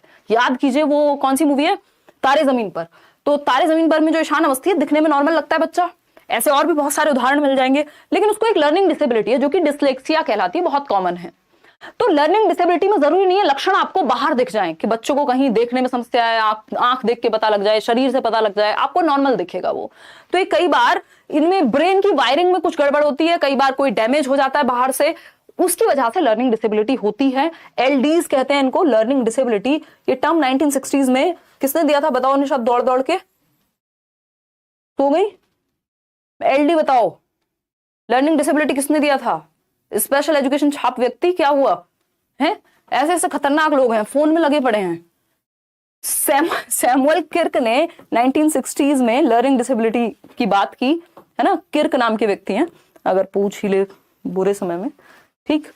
तो अगर हम बात करें, कोई कह रहा है आपने ईशान अवस्थी को अमर कर दिया। हाँ, कुंवर प्रताप, उसका रीजन है कि वो लगभग सभी ने मूवी देखी हुई है और बड़ा क्यूट सा बच्चा है, तो मूवीज से हमें चीजें याद रह जाती हैं, एग्जांपल्स। अदरवाइज किसी एग्जांपल किताब का दो तो आधे लोगों ने वो पढ़ी भी नहीं होगी।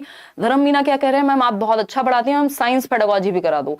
आपका स्टूडेंट धर्म, बहुत बढ़िया धर्म, बट अभी इस बार साइंस पेडागोजी नहीं करा पाएंगे। चलिए, एसएसटी और साइंस नहीं करेंगे, बाकी सब कर लेंगे, ठीक है। चलिए, अगर हम बात करें अधिगम अक्षमता की, अगली बार कोशिश करेंगे कि समय निकाल के करा पाए, बहुत सारी चीजें एक साथ चल रही होती हैं। तो ये सारी तरह की डिसेबिलिटी हैं। लर्निंग डिसेबिलिटी में बाहर नहीं दिखेंगी आपको चीजें, बट कहीं ना कहीं या तो ब्रेन वायरिंग ऐसी है, ब्रेन की न्यूरल जो पूरा हिसाब किताब है वो वैसे बना हुआ है, या फिर कहीं से कोई डैमेज हुआ है, कोई एक्सीडेंट या कुछ, दोनों स्थिति इसमें आ जाती हैं। जो डेवलपमेंटल डिसेबिलिटी होती है वो जन्म से कुछ समय में ही हो जाती हैं। चलिए खैर, आते हैं ये अलग अलग प्रकार की डिसेबिलिटीज हुई, इनमें से कुछ प्रकार ही पढ़ेंगे क्योंकि जरूरी वही है। अब जैसे एक चीज है अलेक्सिया, इस बार कुछ कुछ मैंने एक्स्ट्रा में भी ऐड किए हैं, कहीं आपसे पंगे लेने का मन कर जाए एग्जामिनर का। तो एलेक्सिया से पहले हम डिसलेक्सिया पढ़ेंगे, क्योंकि डिसलेक्सिया हम सबने एक बार जरूर पढ़ा है, सुना है। पेपर में ऐसा कोई पेपर नहीं है टीचिंग का जहां कम से कम एक क्वेश्चन ना पूछा जाता हो। बहुत रेयर है कि टीचिंग एग्जाम हो और एक क्वेश्चन मिनिमम डिसलेक्सिया पे ना पूछे। तो जब हम बात डिसलेक्सिया की कर रहे हैं, डिसलेक्सिया अगेन तारे जमीन पर याद कीजिए, ईशान अवस्थी और जो 3 इडियट में वायरस थे, असलियत में उनको भी डिसलेक्सिया है ना, बोमन ईरानी आई थिंक, और भी बहुत सारे लोग हैं ऐसे, डिसलेक्सिया कॉमन है काफी। तो अधिगम अक्षमता में अगर हम बात कर रहे हैं लर्निंग डिसेबिलिटी की, तो ये डिसलेक्सिया बहुत कॉमन है। इसको हम पठन वैकल्य भी कहते हैं, या वैफल्य कह लीजिए, मतलब पढ़ने में विफलता या दिक्कत, यानी रीडिंग डिसऑर्डर है ये मेनली, यानी पढ़ने में समस्या है, पढ़ने में समस्या है। अब इससे जुड़ी हुई और भी चीजें हैं भाई, जो व्यक्ति पढ़ता सही है गलत है, वो लिखेगा सही कैसे? अगर मैंने ए को बी को डी पढ़ा है तो मैं डी ही लिखूंगी ना जब लिखने को कहोगे आप मेरे से। अगर बैड को डैड पढ़ा है तो डैड ही लिखेगा ना व्यक्ति, ठीक है ना। तो इसमें पढ़ना तो है ही शामिल, अगर लिखने में भी समस्या इसकी वजह से हो सकती है, क्योंकि जो व्यक्ति पढ़ता गलत है वो लिखेगा सही कैसे? बताइए बताइए बताइए। कोट बहुत प्यारा है, रजाई बता देते इसको, देखिएगा। चलिए धन्यवाद, मजाक कर रही हूँ। आ जाइए। आई एम फ्रॉम गया बिहार, मुझे छोड़ करके चला गया वो तनिष्क, बोला भी नहीं। राजा गुप्ता कैसे दोस्त हैं आपके, हैं तनिष्क? शर्म आ रही है कि नहीं? ऑनलाइन को ऑफलाइन कर देना मैम प्लीज, कोशिश करेंगे कि लाइव कर दें या बाद में रिकॉर्डिंग डलवा दें। 1 of your class sure I will score 130। बहुत बढ़िया ऋषभ, कोई बात नहीं, आप नौकरी लेके आइएगा। राजा तनिष्क, करेबल टीम के साथ मुझे क्रिकेट खेलना है मैम प्लीज।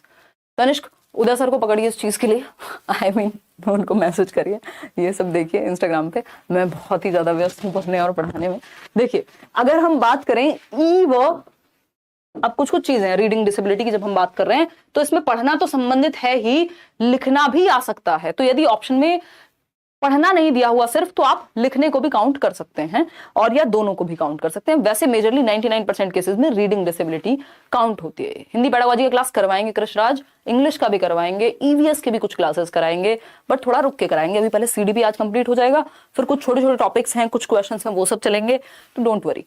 डिसलेक्सिया एक व्यापक शब्द है। अब मैं सोच रही हूँ जिस दिन डेट अनाउंस हो जाएगी फिर तब से नेक्स्ट मैराथन कंटिन्यू करेंगे।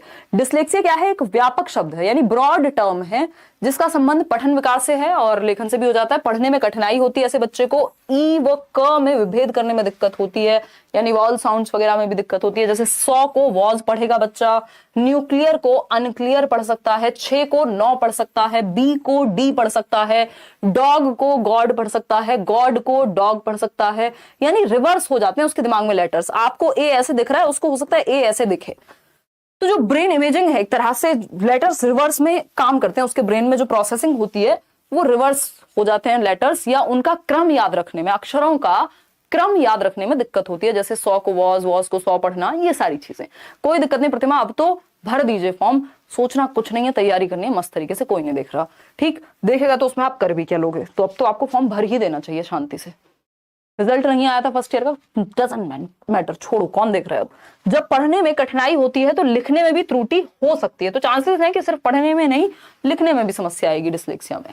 ठीक, तो जब भी बात आएगी रिवर्सल ऑफ लेटर्स या पढ़ने में दिक्कत, पढ़ने के अराउंड एंग्जाइटी, वो याद कीजिए जब वो बच्चा था ईशान अवस्थी, उसको खड़ा किया जाता था पढ़ने के लिए, उसको इतना एंग्शियस फील होता था, अजीब सी सिचुएशन आ जाती थी, हाथों में पसीने, दिमाग में पसीने, पूरी बॉडी की बैंड बज जाती थी। तो इन बच्चों की अगर आप नोटबुक देखेंगे तो ये रिवर्स में लिखा हुआ होगा, टेढ़ा मेढ़ा लिखा हुआ होगा, पढ़ने में भी आपको दिक्कत होगी, आप पढ़ भी नहीं पाएंगे क्या लिखा है, और ना ये पढ़ पाएंगे अगर इनसे पढ़ने को कहा जाए। तो डिस्लेक्सिया, रिवर्सल ऑफ लेटर्स और पढ़ने में कठिनाई है। इसके अलावा हम एलेक्सिया की बात कर रहे थे। तो जो एलेक्सिया है, जैसे डिस्लेक्सिया क्या है, डिस्लेक्सिया के कई प्रकार हैं, लेकिन जनरली हम यही समझते हैं कि डिस्लेक्सिया मतलब पढ़ने से संबंधित एक समस्या है। डिस्लेक्सिया को यहाँ पे हम डेवलपमेंटल डिस्लेक्सिया देख रहे हैं कि बचपन से ही भाई किसी का ब्रेन न्यूरल कनेक्शन वैसा ही है, तो इसको हम क्या तो ठीक ही कर लेंगे, बस थोड़ा बहुत कंट्रोल कर पाते हैं, और बच्चे को डिफरेंट तरीके से पढ़ाएंगे, पढ़ने को कम कहेंगे, बाकी एक्टिविटीज के थ्रू सिखाएंगे। एलेक्सिया एक चीज है जो मान लीजिए बाद में ब्रेन डैमेज हो गया, किसी भी वजह से डैमेज, या कोई एक्सीडेंट या ट्रॉमा, कोई ट्रॉमा है, कोई एक्सीडेंट है, उसकी वजह से एलेक्सिया होगा। जो डिस्लेक्सिया है वो हो सकता है कि डेवलपमेंट के समय ही हो गया हो, उसके भी कई प्रकार हैं, बट एलेक्सिया का जो संबंध है वो डैमेज से ज्यादा है, नॉर्मल से कहीं दूर। सीतामढ़ी से आदर प्रणाम, मेरे हिंदी में 15 तक ही आ रहे हैं, आपके नोट्स भी पढ़ लिया हूं, बट सुधार नहीं हो रहा है, हिंदी का प्रैक्टिस करवा दीजिए प्लीज मैम। तो आप करा देंगे जहीर खान प्रैक्टिस, पक्का। बात रही आपकी कि 15 तक आ रहे हैं, तो 15 अगर पेडागोजी में आ जा रहे हैं तो बहुत बढ़िया, लेकिन अगर पैसेज में नंबर कट रहे हैं तो उस पर भी फोकस करो। डिस्ग्राफिया रिटर्न रिलेटेड डिस्कैलकुलेट, हाँ ठीक है शांतनु, इस पे आएंगे, अभी चर्चा कर रहे हैं एक एक करके। तो अगर हम बात कर रहे हैं एलेक्सिया की, तो एलेक्सिया क्या है, डैमेज ब्रेन में, कोई एक्सीडेंट हुआ, कोई डैमेज हुआ, कोई ट्रॉमा लगा, मस्तिष्क में क्षति के कारण पढ़ने में अगर अक्षमता है, तो उसको हम एलेक्सिया कह रहे हैं। इसे शब्द अंधता या पाठ अंधता या विजुअल अफेजिया भी कहा जाता है। इसको एक्वायर्ड डिस्लेक्सिया कहते हैं दूसरी भाषा में, कि एक्वायर्ड डिस्लेक्सिया है क्योंकि ट्रॉमा या डैमेज की वजह से हुआ है, वो ऑटोमेटिक होता है जो दूसरे वाला है। एलेक्सिया के कारण अफेजिया एवं डिस्ग्राफिया, यानी समझने में भी भाषा को दिक्कत हो सकती है और लिखने में भी। डिस्ग्राफिया क्या है, लिखने से संबंधित, अभी आएंगे, इस तरह की क्षमताएं भी होती है। यानी इसका मतलब क्या हुआ, हमेशा जरूरी नहीं है जिसको एलेक्सिया उसको डिस्ग्राफिया भी होगा, उसको अफेजिया भी होगा, बट हो सकता है। तो इनको कहते हैं सेकेंडरी डिसेबिलिटीज बन जाती है। यदि बच्चे को सही समय पे पहचान ना हो कि उसको कोई दिक्कत है, तो और भी सेकेंडरी डिसेबिलिटीज उसके अंदर जनरेट होने की आशंका बढ़ जाती है। तो इसलिए जरूरी है कि हम टाइम पे आइडेंटिफाई करके उसके साथ वैसे ही डील करें। तो डिस्लेक्सिया पे हम चिंतन कर चुके हैं कि बच्चा रिवर्स में पढ़ेगा, बी को डी, 6 को 9, ये सब। अब एक चीज आती है अप्रेक्सिया, अप्रेक्सिया या डिस्प्रेक्सिया। तो अप्रेक्सिया बेसिकली होता है कि जिसमें संभावना ही नहीं बची है कि थोड़ा बहुत भी कुछ चेंज हो सकता है, परमानेंटली डैमेज है। डिस्प्रेक्सिया में थोड़ा बहुत बदलाव करके कुछ सुधार संभव होता है। अप्रेक्सिया जो है डैमेज की वजह से ज्यादा होता है, और वो न्यूरल कनेक्शन की वजह से। जो ए वाले हैं वो ज्यादातर लॉन्ग रन वाली इश्यूज हैं, या मतलब कहें कि परमानेंट जैसे ही हैं। परमानेंट तो ये लगभग सारे हैं, इनको पूरी तरह से ठीक करवाना तो संभव नहीं होता, बट इनको कंट्रोल करना और मुश्किल है। जो ए वाले जितने भी लिखे हुए हैं, मेरा आंसर सही नहीं हो पा रहा है, मैं क्या करूं। 68 सही हो पा रहा है। वंदना सेशन में आइए परसों, बताइए किस क्षेत्र में दिक्कत है, किस तरह के क्वेश्चंस गलत हो रहे हैं, ईवीएस में गलती हो रही है, किस क्षेत्र में गलती हो रही है। ठीक, और इस टाइम पे नंबर से ज्यादा फोकस करिए, जितना हो सके पढ़ें, दिमाग में उसको रखें और पेपर में दे करके आए। अब उन लोगों को मॉक टेस्ट नहीं लगाने चाहिए जिनको डर है कि पता नहीं क्या ही होगा। डर मतलब ऐसा डर कि हमने पढ़ा नहीं है, ज्यादा नंबर कम आ रहे हैं, तो अब आप उसको छोड़ के पढ़ने पे ही फोकस कर लीजिए, जितने आने होंगे पेपर में आ जाएंगे फिर। और ज्यादातर चांसेस हैं कि आप अगर डरे कम तो नंबर ज्यादा ही आएंगे। अप्रेक्सिया की बात करते हैं। यह एक ऐसा शारीरिक विकार है जिसके कारण व्यक्ति मांसपेशियों के संचालन से संबंध सूक्ष्म गतिक कौशल, यानी जो आपकी फाइन मोटर स्किल्स हैं, जैसे लिखना, टहलना, बोलना, सूक्ष्म गतिक कौशल, फाइन मोटर स्किल्स, जिसमें लिखना हो सकता है, ड्रॉ करना, बोलने में दिक्कत हो सकती है, भाषा को समझने में दिक्कत हो सकती है, फाइन ग्रॉस सब में हो सकती है। यह मस्तिष्क के सेरेब्रम में क्षति के कारण होता है, यानी सेरेब्रम जो एक बड़ा सा पार्ट है आपके ब्रेन का, उसमें यदि क्षति है, डैमेज है, तो ऐसा हो सकता है। अप्रेक्सिया से ज्यादा जरूरी है डिस्प्रेक्सिया, क्योंकि अप्रेक्सिया रेयर ही कभी सीटेट में पूछा गया है, बट ये टाइप है जो पता होने चाहिए थोड़े से। डिस्प्रेक्सिया की अगर हम बात करें, बात वही है, इसको आप समझेंगे कि लैंग्वेज कॉम्प्रिहेंशन डिसऑर्डर है। इसको ऐसे लिखेंगे, लैंग्वेज कॉम्प्रिहेंशन डिसऑर्डर है, यानी भाषा को समझने में कठिनाई। यानी मैं अभी जो बोल रही हूं, अगर किसी को वो सुन करके समझने में भी दिक्कत हो रही है और अपनी बात कहने में भी दिक्कत हो रही है, तो डिस्प्रेक्सिया जिसको होगा उसको ज्यादा समस्या होगी बाकी लोगों से। तो लैंग्वेज कॉम्प्रिहेंशन यानी भाषा को समझने से संबंधित विकार है अप्रेक्सिया या डिस्प्रेक्सिया। मस्तिष्क में क्षति के कारण हो सकता है कि भाषा को समझने में ब्रेन का कोई एक हिस्सा उस तरह से प्रभावित है, भाषा समझने में दिक्कत हो। तो ये लैंग्वेज कॉम्प्रिहेंशन से कि बच्चा बोलकर ना तो समझा पा रहा है ठीक से, ना समझ पा रहा है अगर कोई और बोले, बस इतना ध्यान रखना, चाहे अप्रेक्सिया लिखा हो डिस्प्रेक्सिया लिखना हो, दोनों के बीच बहुत ज्यादा अंतर में घुसना नहीं है, जरूरत नहीं है उस चीज की। देखिएगा, अगर हम बात करते हैं हाथ एवं आंखों के बीच समन्वय व संतुलन स्थापित नहीं कर पाता, यानी ऐसा भी हो सकता है अप्रेक्सिया में कि आंखें और जो पेन है यानी फाइन मोटर स्किल्स हैं और जो कोऑर्डिनेशन है आंखों का और उंगलियों का हाथों की, वो ठीक से कोऑर्डिनेट ना हो पाए तो लिखने तक में दिक्कत आ सकती है। जो आपका नर्वस सिस्टम है वो भी इससे अफेक्ट हो सकता है, तो बाद में और भी डिसेबिलिटीज की संभावना बढ़ जाती है। ठीक है, अब आते हैं हम अफेजिया डिस्फेजिया हमने कर लिए हैं, डिस्ग्राफिया पे आते हैं। डिस्ग्राफिया की जब हम बात कर रहे हैं तो ग्राफ का मतलब ही है लिखने से संबंधित, writing related problem, writing related है ये। ग्राफ का मतलब ही है लिखने से संबंधित। गर्मी लग रही है बहुत ही तेज, तो 1 मिनट दीजिएगा। एसी चला दें? तुम्हें गर्मी नहीं लग रही? अच्छा, कोने में बैठी हो ना तुम। सारी लाइट्स तो हमारे लिए छोड़ दी हैं। देखिएगा, बहुत ही बढ़िया। अभी हम सीसी वीसी सब कर लेंगे, डोंट वरी। क्लास थोड़ी हमारी लेट होती है बट आप अगले दिन भी देख सकते हैं। डिस्ग्राफिया की जब हम बात कर रहे हैं तो डिस्ग्राफिया क्या है? लेखन संबंधी विकार है, राइटिंग। ग्राफ का मतलब ही है राइटिंग रिलेटेड प्रॉब्लम। ठीक से नहीं लिख पाता बच्चा, इनकी जो राइटिंग होती है वो इलेजिबल होती है, यानी पढ़ने योग्य नहीं होती। एक होती है लेजिबल राइटिंग जिसको आप पढ़ने योग्य है, पढ़ सकते हैं, जैसे मैं अभी लिखने का प्रयास कर रही हूँ। कुछ लोगों को ये भी इलेजिबल लग सकती है, यानी अगर आप इनकी नोटबुक उठा के देखेंगे पढ़ नहीं पाएंगे। लिखा क्या है बस इन्हीं को पता है। डॉक्टर्स की राइटिंग भी लगभग ऐसी ही होती है, बट उनको कोई डिस्ग्राफिया नहीं होता, वो उनका स्टाइल है बाबूराव वाला। ठीक, तो हम ये कहेंगे लेजिबल नहीं होती, इनकी जो राइटिंग होती है वो इलेजिबल होती है, पढ़ने योग्य नहीं होती, है ना। तो लेजिबल तो नहीं होती, ये कह सकते हैं हम। क्लियर बात है ये या नहीं? कहाँ की है कल्पना? अच्छा, एक और कोशिश कीजिएगा कि जो आप सीटेट की वेबसाइट से आंसर की वगैरह निकाल करके उन्हीं सेट्स को करें, पता चले कहीं कोई गलती हो, कुछ और सेट टेढ़ा मेढ़ा बनाया हुआ है और आप अपने आप पे शक किए जा रहे हैं। ठीक, हाथ हथेली अंगुलियों के संबंधी गड़बड़ियां भी हो सकती हैं कि कोऑर्डिनेट ही ना कर पा रहे हो हाथ, तब भी तो लिखने में समस्या हो सकती है ना। मस्तिष्क संबंधी भी कुछ गड़बड़ियां हो सकती हैं, बट इनका एग्जैक्ट पता लगाना इतना संभव नहीं होता। तो लेखन संबंधी जो प्रक्रिया है वो डिस्ग्राफिया है। डिसकैलकुलिया यानी कैलकुलेशन संबंधी विकार। कैलकुलेशन तो हम समझते हैं, कैलकुलिया मतलब कैलकुलेशन। कहाँ होगा? मैथ्स में ही होगा कैलकुलेशन, हिंदी में तो नहीं करोगे। ठीक, तो अगर हम बात करें गणित, अंक गणित यानी अर्थमेटिक वगैरह समझने में कठिनाई होगी ऐसे बच्चे को, न्यूमलेक्सिया भी कहा जाता है इसको, और क्योंकि नंबर से रिलेटेड प्रॉब्लम है, डिसफंक्शन रिलेटेड टू नंबर्स। न्यूम का मतलब क्या है? नंबर्स। तो मान लीजिए बच्चे को वो 69 और 29 को एडिशन के लिए लिखा था, बट वो एडिशन उसको गुणा जैसा लग रहा है, या इस तरह की और भी समस्याएं, कैलकुलेशन रिलेटेड समस्याएं बच्चे के सामने आती हैं। आगे बढ़े, समझे। डिस्थीमिया एक चीज है, इसको बस आप ऐसे ही समझ लेंगे क्योंकि सीटेट के लेवल से तो मतलब भरोसा तो खैर अब इनका कुछ भी नहीं है, क्योंकि ये आता तो सिलेबस के ही अंदर है, बट डायरेक्टली पूछा नहीं है कभी। डिस्थीमिया क्या है? गंभीर तनाव, काइंड ऑफ अ डिप्रेशन कह सकते हो, कि सब कुछ उजड़ा उजड़ा लग रहा है आपको। एक चीज होती है यूटोपिया यानी सब अच्छा लगता है, और एक चीज है डिस्टोपिया, उसी की एक फॉर्म डिस्थीमिया कह सकते हैं, उसी का भाई बहन। के गंभीर तनाव की स्थिति है, व्यक्ति की मन स्थिति हमेशा निम्न रहती है, बहुत ही लो महसूस करेगा, अधिगम प्रभावित होगा क्योंकि उसको अच्छा या ठीक महसूस वो अपने आप में कर ही नहीं पा रहा। ये है डिस्थीमिया।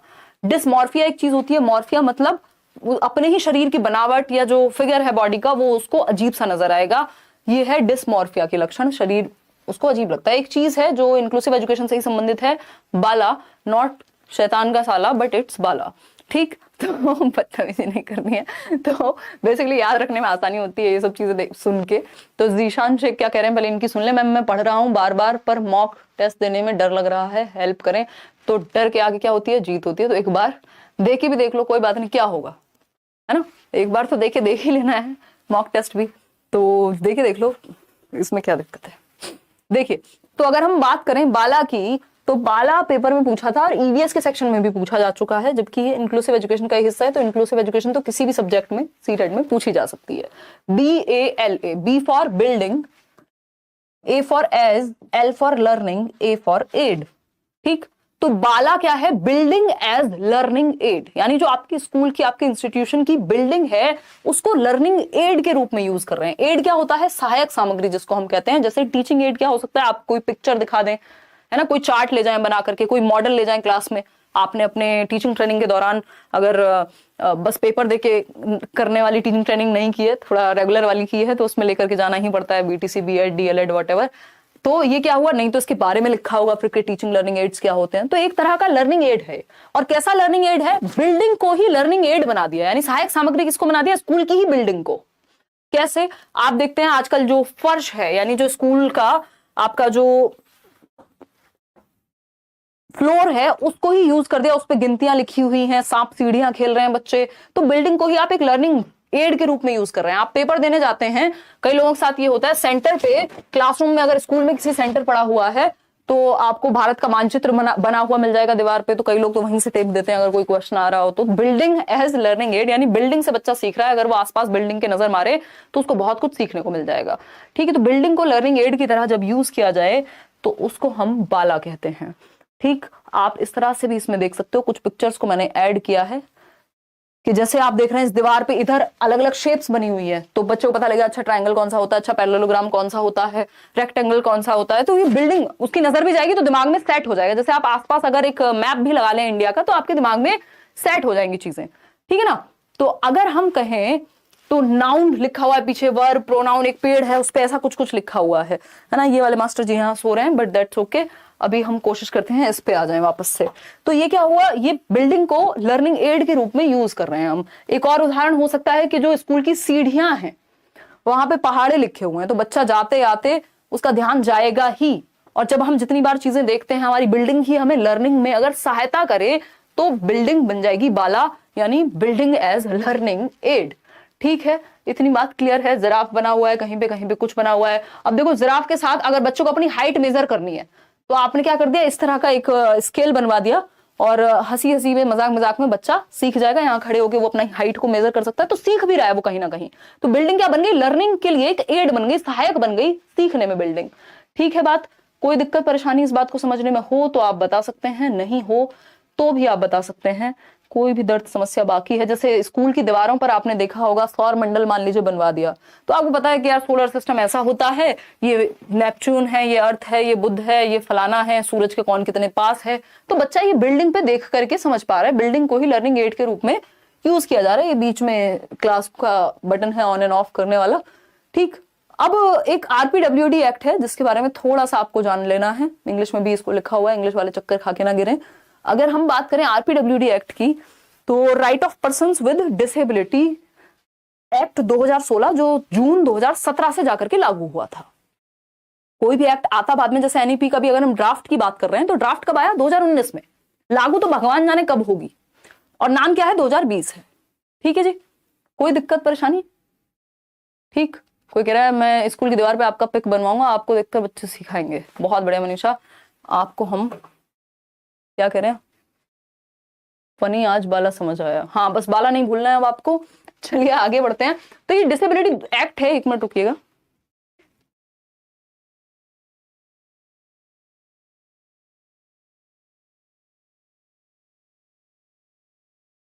कॉफी आ रही है तुम्हारी, नहीं पियो पियो, शुगर पियो भर के, उसमें चीनी पी लो, घर में बना लो, कोई बात नहीं, गन्ना मिल भेज देते हैं तुम्हें, वहां से डायरेक्ट खा लेना ना।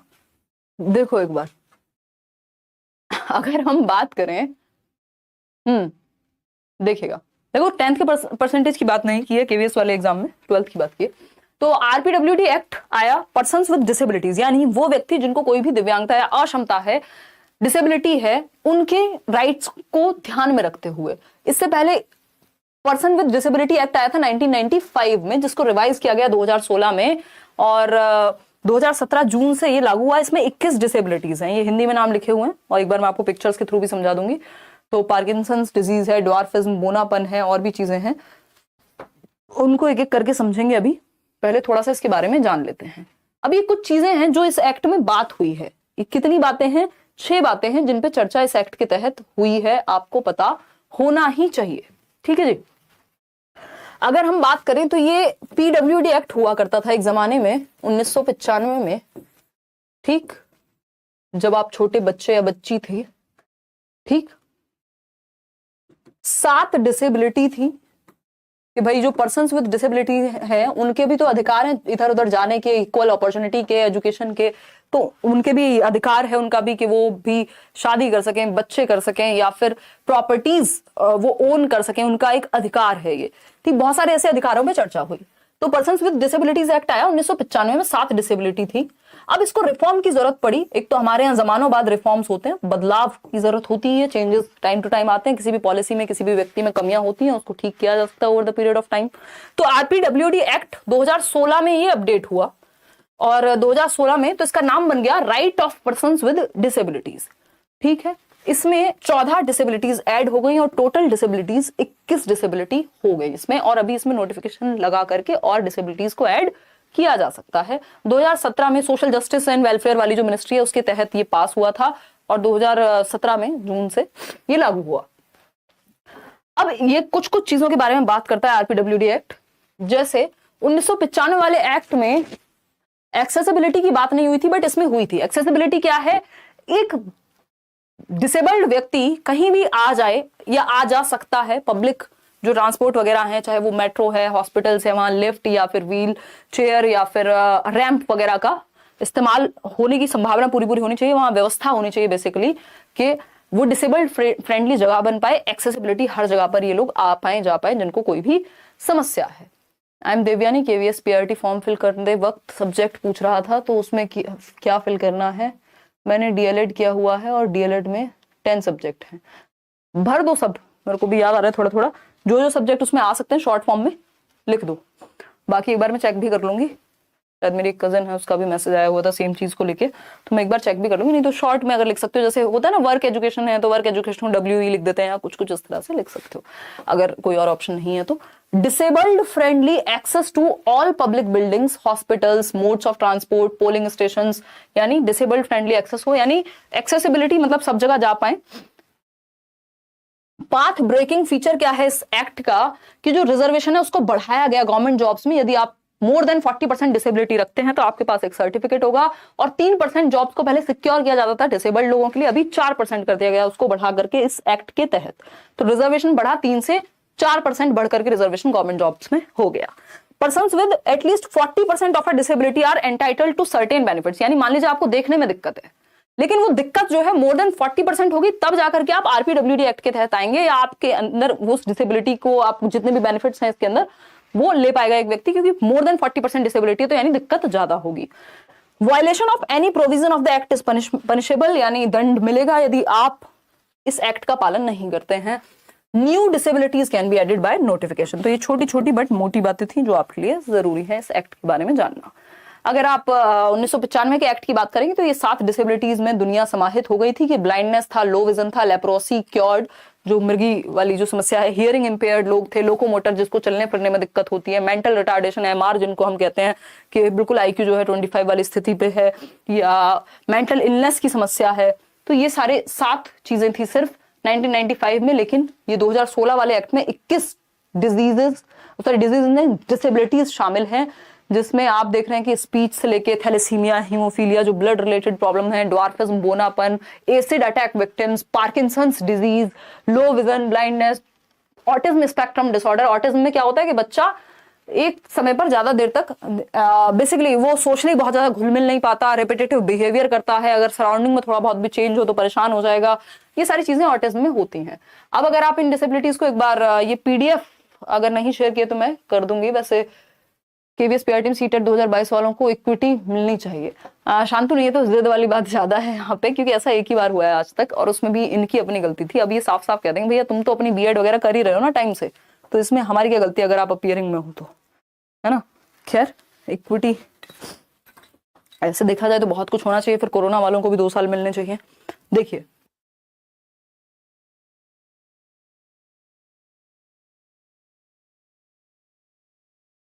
देखिएगा, अगर हम बात करते हैं यहाँ तो एसिड अटैक सर्वाइवर्स, जैसे अभी कौन सी मूवी आई थी, छपाक आई थी ना, हाँ, तो एसिड अटैक जो सर्वाइवर्स हैं उनको भी इसमें काउंट किया जाए। मस्कुलर डिस्ट्रोफी है, यदि पार्किंसंस डिजीज है, ये बस एक बार लिस्ट आप देख लीजिएगा तो आपको अपने आप ही समझ, मैंने इस पे अलग से एक वीडियो बनाई हुई है बड़ी सी, बहुत पुरानी है बट समझ में आ जाएगा, उसको भी आप देखेंगे तो। क्रॉनिक न्यूरोलॉजिकल कंडीशन है कोई ब्रेन से रिलेटेड, और भी इसमें बहुत सारी इस तरह की डिसेबिलिटीज हैं। किस डिसेबिलिटीज हैं टोटल अगर हम देखें, स्लेरोसिस है, इंटेलेक्चुअल डिसेबिलिटीज है, ऑटिज्म है, लो विजन है, हियरिंग इंपेयरमेंट है, ड्वार्फिज्म, बोनापन है। आई थिंक 5 फीट से या 4 फीट से कम अगर हाइट है, मैं एक दिन बैच में पढ़ा रही थी, तो वो ड्वार्फिज्म में आएगा, बट इतना डिटेल नहीं, बस आपको नाम वगैरह मेन पता है तो सीटेट में काम चल जाएगा, उतनी डिटेल में आपको सीटेट के लिए नहीं जाना, ठीक। और आरटीई एक्ट पे आते हैं, राइट टू एजुकेशन एक्ट, फिर हम पढ़ेंगे एनसीएफ और फिर हम अपने अपने घर जाएंगे, नहीं सीसीई भी पढ़ेंगे हम, और फिर आप अपने अपने घर जा सकते हैं। देखिएगा मतलब कई लोग घर में ही हैं। RTE act 2009, right to education act 2009, शिक्षा का अधिकार अधिनियम 2009, 1 अप्रैल 2010 से ये देश में लागू होता है। अपवाद है जेएनके, बाद में वहां भी लागू हो जाता है। आई थिंक एक बार आप इसको चेक कर लीजिएगा, 136वां कंट्री बना इंडिया। मैडम क्या फोन में ऐसा क्या है जो हम में नहीं है, बताइए। मम्मी से चैट कर रही हो, देखो तो जो इंडिया है वो 136वीं कंट्री आई थिंक बनी, एक बार इसको फैक्ट चेक कर लीजिएगा, हालांकि ये पेपर में पूछा नहीं जाएगा बट पता होना चाहिए। 135वां, चलिए ठीक है मान लेते हैं आपकी बात, 135वां देश, यानी इससे पहले 134 कंट्रीज राइट टू एजुकेशन को लागू कर चुके थे कि भैया बच्चों को एक सर्टेन एज तक, अलग अलग कंट्रीज में ये अलग अलग है कि इतनी फ्री एंड कंपलसरी एजुकेशन मिलनी चाहिए। यानी शिक्षा का अधिकार अधिनियम 2009 में तैयार हुआ, लेकिन जो लागू हुआ वो 1 अप्रैल 2010 को, 2010 को हुआ, नया सेशन शुरू होता है। इसके तहत जो आपका संविधान है, कॉन्स्टिट्यूशन है, उसमें परिवर्तन हुआ, संशोधन हुआ, अमेंडमेंट हुआ, 86वां संविधान संशोधन कहा जाता है 2002 में। 86th अमेंडमेंट, आर्टिकल 21A को इंसर्ट किया गया, और आर्टिकल 21A जो है उसने कहा कि निःशुल्क एवं अनिवार्य शिक्षा, यानी फ्री और कंपलसरी एजुकेशन, यानी माँ बाप भी चाहें तो बच्चे के अधिकार को, उसके फ्री और कंपलसरी एजुकेशन लेने से उसको वंचित नहीं कर सकते। कि माँ बाप का मन नहीं किया, नहीं तुम तो अपने दूसरे बच्चों का ध्यान रखो, तो ये नहीं हो सकता कि अपने बहन भाई का ध्यान रखो, वो भी लीगल नहीं है। अगर माँ बाप भी बच्चों को एजुकेशन लेने से रोक रहे हैं तो उसके अधिकार से उसको वंचित कर रहे हैं, ठीक है ना। बिट्टू यादव क्या कह रहे हैं, मैम मेरे टेक्स्ट बुक पर प्रीवियस ईयर पेपर दिया है, उनमें 92, 95, 93 ऐसे मार्क्स आ रहे हैं, क्या मेरा हो जाएगा, पेपर हार्ड तो नहीं आएगा। सीडीपी में 27, 35 मिनट, 16 में 16, ये लास्ट वाली लाइन नहीं समझी मैं बिट्टू यादव। बाकी हाँ ठीक है, मतलब अगर इतना स्कोर आ रहा है तो वो बढ़ेगा बल्कि फाइनल एग्जाम में। और थोड़ा सा ये देखो किस सेक्शन में कम स्कोर कर रहे हो, क्या रीजंस हैं, जो भी आपने टेस्ट सीरीज लगाई है और जो ऑफिशियल पेपर्स हैं प्रीवियस, उन दोनों के लेवल में कितना अंतर है उससे भी आपको पता लगेगा। ऐसा तो नहीं है वहां कुछ और ही पूछा जा रहा है, यहाँ कुछ और ही पूछा जा रहा है। हालांकि कुछ हद तक ठीक ही मानेंगे ये जो भी वेबसाइट आप बता रहे हैं, बट स्टिल मतलब मैंने एग्जैक्टली नहीं देखा, बट मेरे पास जो फीडबैक है काफी लर्नर्स से, वो मुझे लगता है कि ठीक ही है। चलिए आगे बढ़ते हैं। उर्मिला देखिए पढ़ते हैं। अगर हम बात करेंगे यहाँ पर संविधान का, थोड़ा सा एनालिसिस आप स्वयं भी करें, है ना, उससे कोई नुकसान नहीं होगा। और अगर इतने आ रहे हैं तो आप थोड़ा सा सेक्शन वाइज इंप्रूव कर लीजिए तो बेहतर हो जाएगा। 86वां संविधान संशोधन की अगर हम बात करें 2002 में, तो आर्टिकल 21A के तहत 6 से 14 वर्ष के बच्चों के लिए 6 to 14 ईयर्स ऑफ एज, यानी कक्षा 1 से 5 तक, भाई 6 वर्ष का बच्चा पहली क्लास में बैठेगा तो कक्षा 1 से 8 तक, तो कक्षा 1 से 8 तक ये जो 8 साल की फ्री एजुकेशन है और कंपलसरी एजुकेशन है वो बच्चे को मिलनी चाहिए, क्लास 1 to 8। और हम बच्चे को फेल भी नहीं कर पा रहे थे इस दौरान, तो 6 से 14 वर्ष के बच्चों को अनिवार्य शिक्षा दी जाए, कंपलसरी एजुकेशन है। डिसेबल्ड के केस में यदि बच्चा डिसेबल्ड है तो 6 से 18 वर्ष होनी चाहिए ये जो एज ग्रुप है। एज के अनुसार नामांकन होगा, यानी मान लीजिए एक बच्चा है जो 8 साल का हो गया है, वो कभी स्कूल नहीं गया, अब आप उसको 8 साल की उम्र में पहली बार स्कूल में क्या करा रहे हैं, एनरोल करा रहे हैं, माँ बाप ने नहीं भेजा, खुद से नहीं गया, या 2 दिन गया फिर गया ही नहीं, तो आप क्या करा रहे हैं, एडमिशन दिला रहे हैं, बच्चे को एनरोल करा रहे हैं 8 साल की उम्र में। तो क्या आप इसको पहली क्लास में एडमिट कराएंगे या फिर इसका एडमिशन आप डायरेक्ट दूसरी और तीसरी में कराएंगे? भाई कायदे में तो 3rd क्लास में ये होना चाहिए 8 साल की उम्र के अनुसार। तो अब ये कहता है आरटीई कि एज वाइज होमोजीनियस बन जाएगी क्लास। एज वाइज होमोजीनियस क्या होता है, समरूप बन जाएगी क्लास आयु के अनुसार, क्योंकि आयु के अनुसार एडमिशन होगा क्लास में। अगर मान लीजिए बच्चा 2 साल स्कूल नहीं भी जा पाया तो वो टीचर्स की जिम्मेदारी है, सिस्टम की जिम्मेदारी कि उस तरह से प्रिपेयर कराएं बच्चे को कि वो बाकी की एजुकेशन कवर कर ले, क्योंकि वो कॉग्निटिवली तो मैच्योर हुआ ही है ना, बेशक वो स्कूल नहीं आया उस दौरान, तो एज वाइज आसपास के एनवायरनमेंट की एक्टिविटी वाइज सीखा तो है ही। तो पुराने को कवर कराना स्कूल की जिम्मेदारी, टीचर की जिम्मेदारी, और साथ में अगर 8 साल में आया है तो डायरेक्ट 3rd में एडमिशन दिलाएंगे, एज वाइज क्लास में एडमिशन होगा, ना कोई टेस्ट लिया जाएगा बच्चे के लिए, ना कोई टीसी मांगी जाएगी, ना कुछ और कहा जाएगा, चुपचाप से एडमिशन कर लेना। किसी का भी अधिकार नहीं है कि बच्चे को किसी भी आधार पे एडमिशन स्कूल में ना दे, ऐसा कहता है आरटीई। ठीक है, एक चीज है इकोनॉमिकली वीकर सेक्शन, यानी जो आर्थिक रूप से पिछड़ा वर्ग है, कमजोर वर्ग है, उनको भी 25% जो प्राइवेट स्कूल्स भी हैं तो वहां पर कोटा दिया जाए, रिजर्वेशन दिया जाए कि वहां पर 25% बच्चे जो हैं वो ईडब्ल्यूएस कैटेगरी के पढ़ पाएं। इसका भी गलत इस्तेमाल होते हुए हम कई बार देखते हैं और कई बार सही भी चीजें, इससे बेनिफिट मिल पाता है ईडब्ल्यूएस वाले बच्चों को। अब आरटी के अंदर कुछ चीजें बैन हैं अगर हम देखें, जैसे कॉर्पोरल पनिशमेंट, बच्चे को मुर्गा या मुर्गी आप नहीं बना पाएंगे, आंखें नहीं दिखा पाएंगे, पीट नहीं पाएंगे, अपने अंदर की फ्रस्ट्रेशन बच्चे पे आप नहीं निकाल पाएंगे। अगर कंप्लेंट हो गई तो जान बचानी भारी हो जाएगी, आई मीन नौकरी बचानी भारी हो जाएगी। बहुत जगह पे आज भी ये चीजें चलती हैं, बट धीरे धीरे मैं और आप या जो भी नवीन चिंतन वाले लोग हैं वो इन चीजों को अप्लाई करेंगे, क्योंकि कोई भी पॉलिसी बनती है तो बहुत विद्वान लोग बैठ करके इस पर दिमाग लगा करके बनाते हैं, और बाहर की कंट्रीज में पहले ये चीजें अप्लाई हो चुकी होती हैं, फिर जाकर के यहाँ आती हैं, और कई बार हम भी कुछ नया सोच लेते हैं। तो बच्चों को शारीरिक या मानसिक सजा नहीं देनी है, यानी नो कॉर्पोरल पनिशमेंट, नो मुर्गा मुर्गी बनाना और नो आंखें दिखाना। आप प्रताड़ित नहीं करेंगे बच्चों को, क्योंकि उससे क्या होता है, उनकी सेल्फ एस्टीम की धज्जियां उड़ जाती हैं कि मेरे अंदर भी कोई क्षमता है।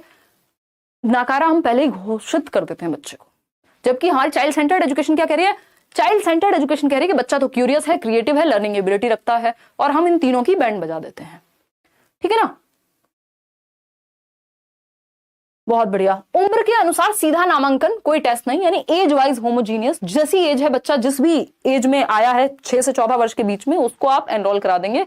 उसको उस एज में, मान लीजिए 14 वर्ष का है तो सीधा 8वीं क्लास में आप एडमिशन कराएंगे। एडमिशन फीस जैसी कोई चीज नहीं है, टेस्ट जैसी कोई चीज नहीं है। जो भी गवर्नमेंट टीचर्स हैं उनको प्राइवेट ट्यूशन में संलग्न नहीं रहना है, इधर उधर से कमाई नहीं करनी है। आधे तो आजकल यूट्यूब पे मिल जाएंगे, है ना, और बहुत ही खुशी खुशी ये बात बताते हुए, बट ये क्या है, गवर्नमेंट टीचर्स को प्राइवेट ट्यूशन या कोई भी ऐसे एक्सटर्नल सोर्स ऑफ इनकम, कोई बहुत ही बेहतर बात इसमें नहीं कही गई है।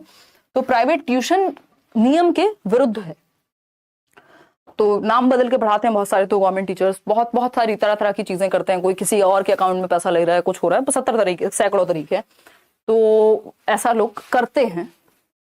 बिना मान्यता के स्कूल चलाना मना है, यानी आपका जो स्कूल है वो रिकॉग्नाइज्ड होना चाहिए, तभी आप देखते हैं स्कूल के पीछे लिखा हुआ आपको मिल जाएगा कि सीबीएसई रिकॉग्नाइज्ड है या फिर आईसीएसई किसी भी बोर्ड से रिकॉग्नाइज होगा प्रॉपर, बिना मान्यता, और आपके जो टीचर्स हैं वो भी सर्टिफाइड होने चाहिए।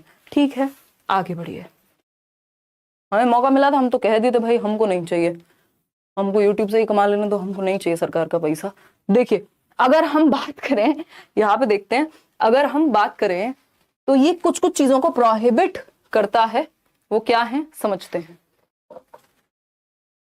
मेरा मैथ्स नहीं हो पा रहा है, प्लीज मैम करियरविल पे हूँ, प्लीज कुछ बता दीजिए। और मिला इतना अच्छा पढ़ाते हैं उदय सर, इतना अच्छा फीडबैक है हमें, जो टॉपर्स भी आते हैं इंटरव्यूज वगैरह में, वो सब बहुत ही प्यारा फीडबैक देते हैं, इवन सभी टीचर्स के बारे में। तो उर्मिला, एक तो मैथ्स पढ़ लीजिए, वो 15 नंबर वाला उदय सर से, पेडागोजी मैं करा दूंगी, मतलब अभी मैराथन सेशन आएगा, उतना भी कर लेना, या जो सेट कराया हुआ है उसको थोड़ा देख लो तो हो जाएगा, थोड़ा सा एफर्ट मारना पड़ेगा। देखिएगा, आप समझते हैं हम, ये क्या प्रोहिबिट करता है, फिजिकल और मेंटल हैरेसमेंट, बच्चों को आप तंग नहीं करेंगे, कोई स्क्रीनिंग प्रोसीजर नहीं होगा कि माँ बाप का टेस्ट अलग हो रहा है, बच्चे का टेस्ट अलग हो रहा है, ऐसा प्राइवेट स्कूल्स में बहुत जगह पे होता है अभी भी। कैपिटेशन फी, कोई फीस की जरूरत नहीं है, फ्री है, एजुकेशन कंपलसरी है, प्राइवेट ट्यूशन टीचर्स को नहीं देने हैं। Running of school without recognition, तो बिना मान्यता प्राप्त विद्यालयों को बंद हो जाना चाहिए, और अगर क्वालिफाइड टीचर्स नहीं है तो उनको भी टाटा बाय बाय बोल देना चाहिए। अगर हम बात कर रहे हैं, बट यहाँ क्वालिफिकेशन का कोई अंत नहीं है, है ना, हमारा पूरा एजुकेशन सिस्टम हिल जाता है, तब जाकर फिर आप कोचिंग्स में आते हैं। अदरवाइज तो ये जो भी आप पढ़ रहे हैं सीटेट के लिए, क्या आपने टीचिंग ट्रेनिंग में नहीं पढ़ा होगा, है ना।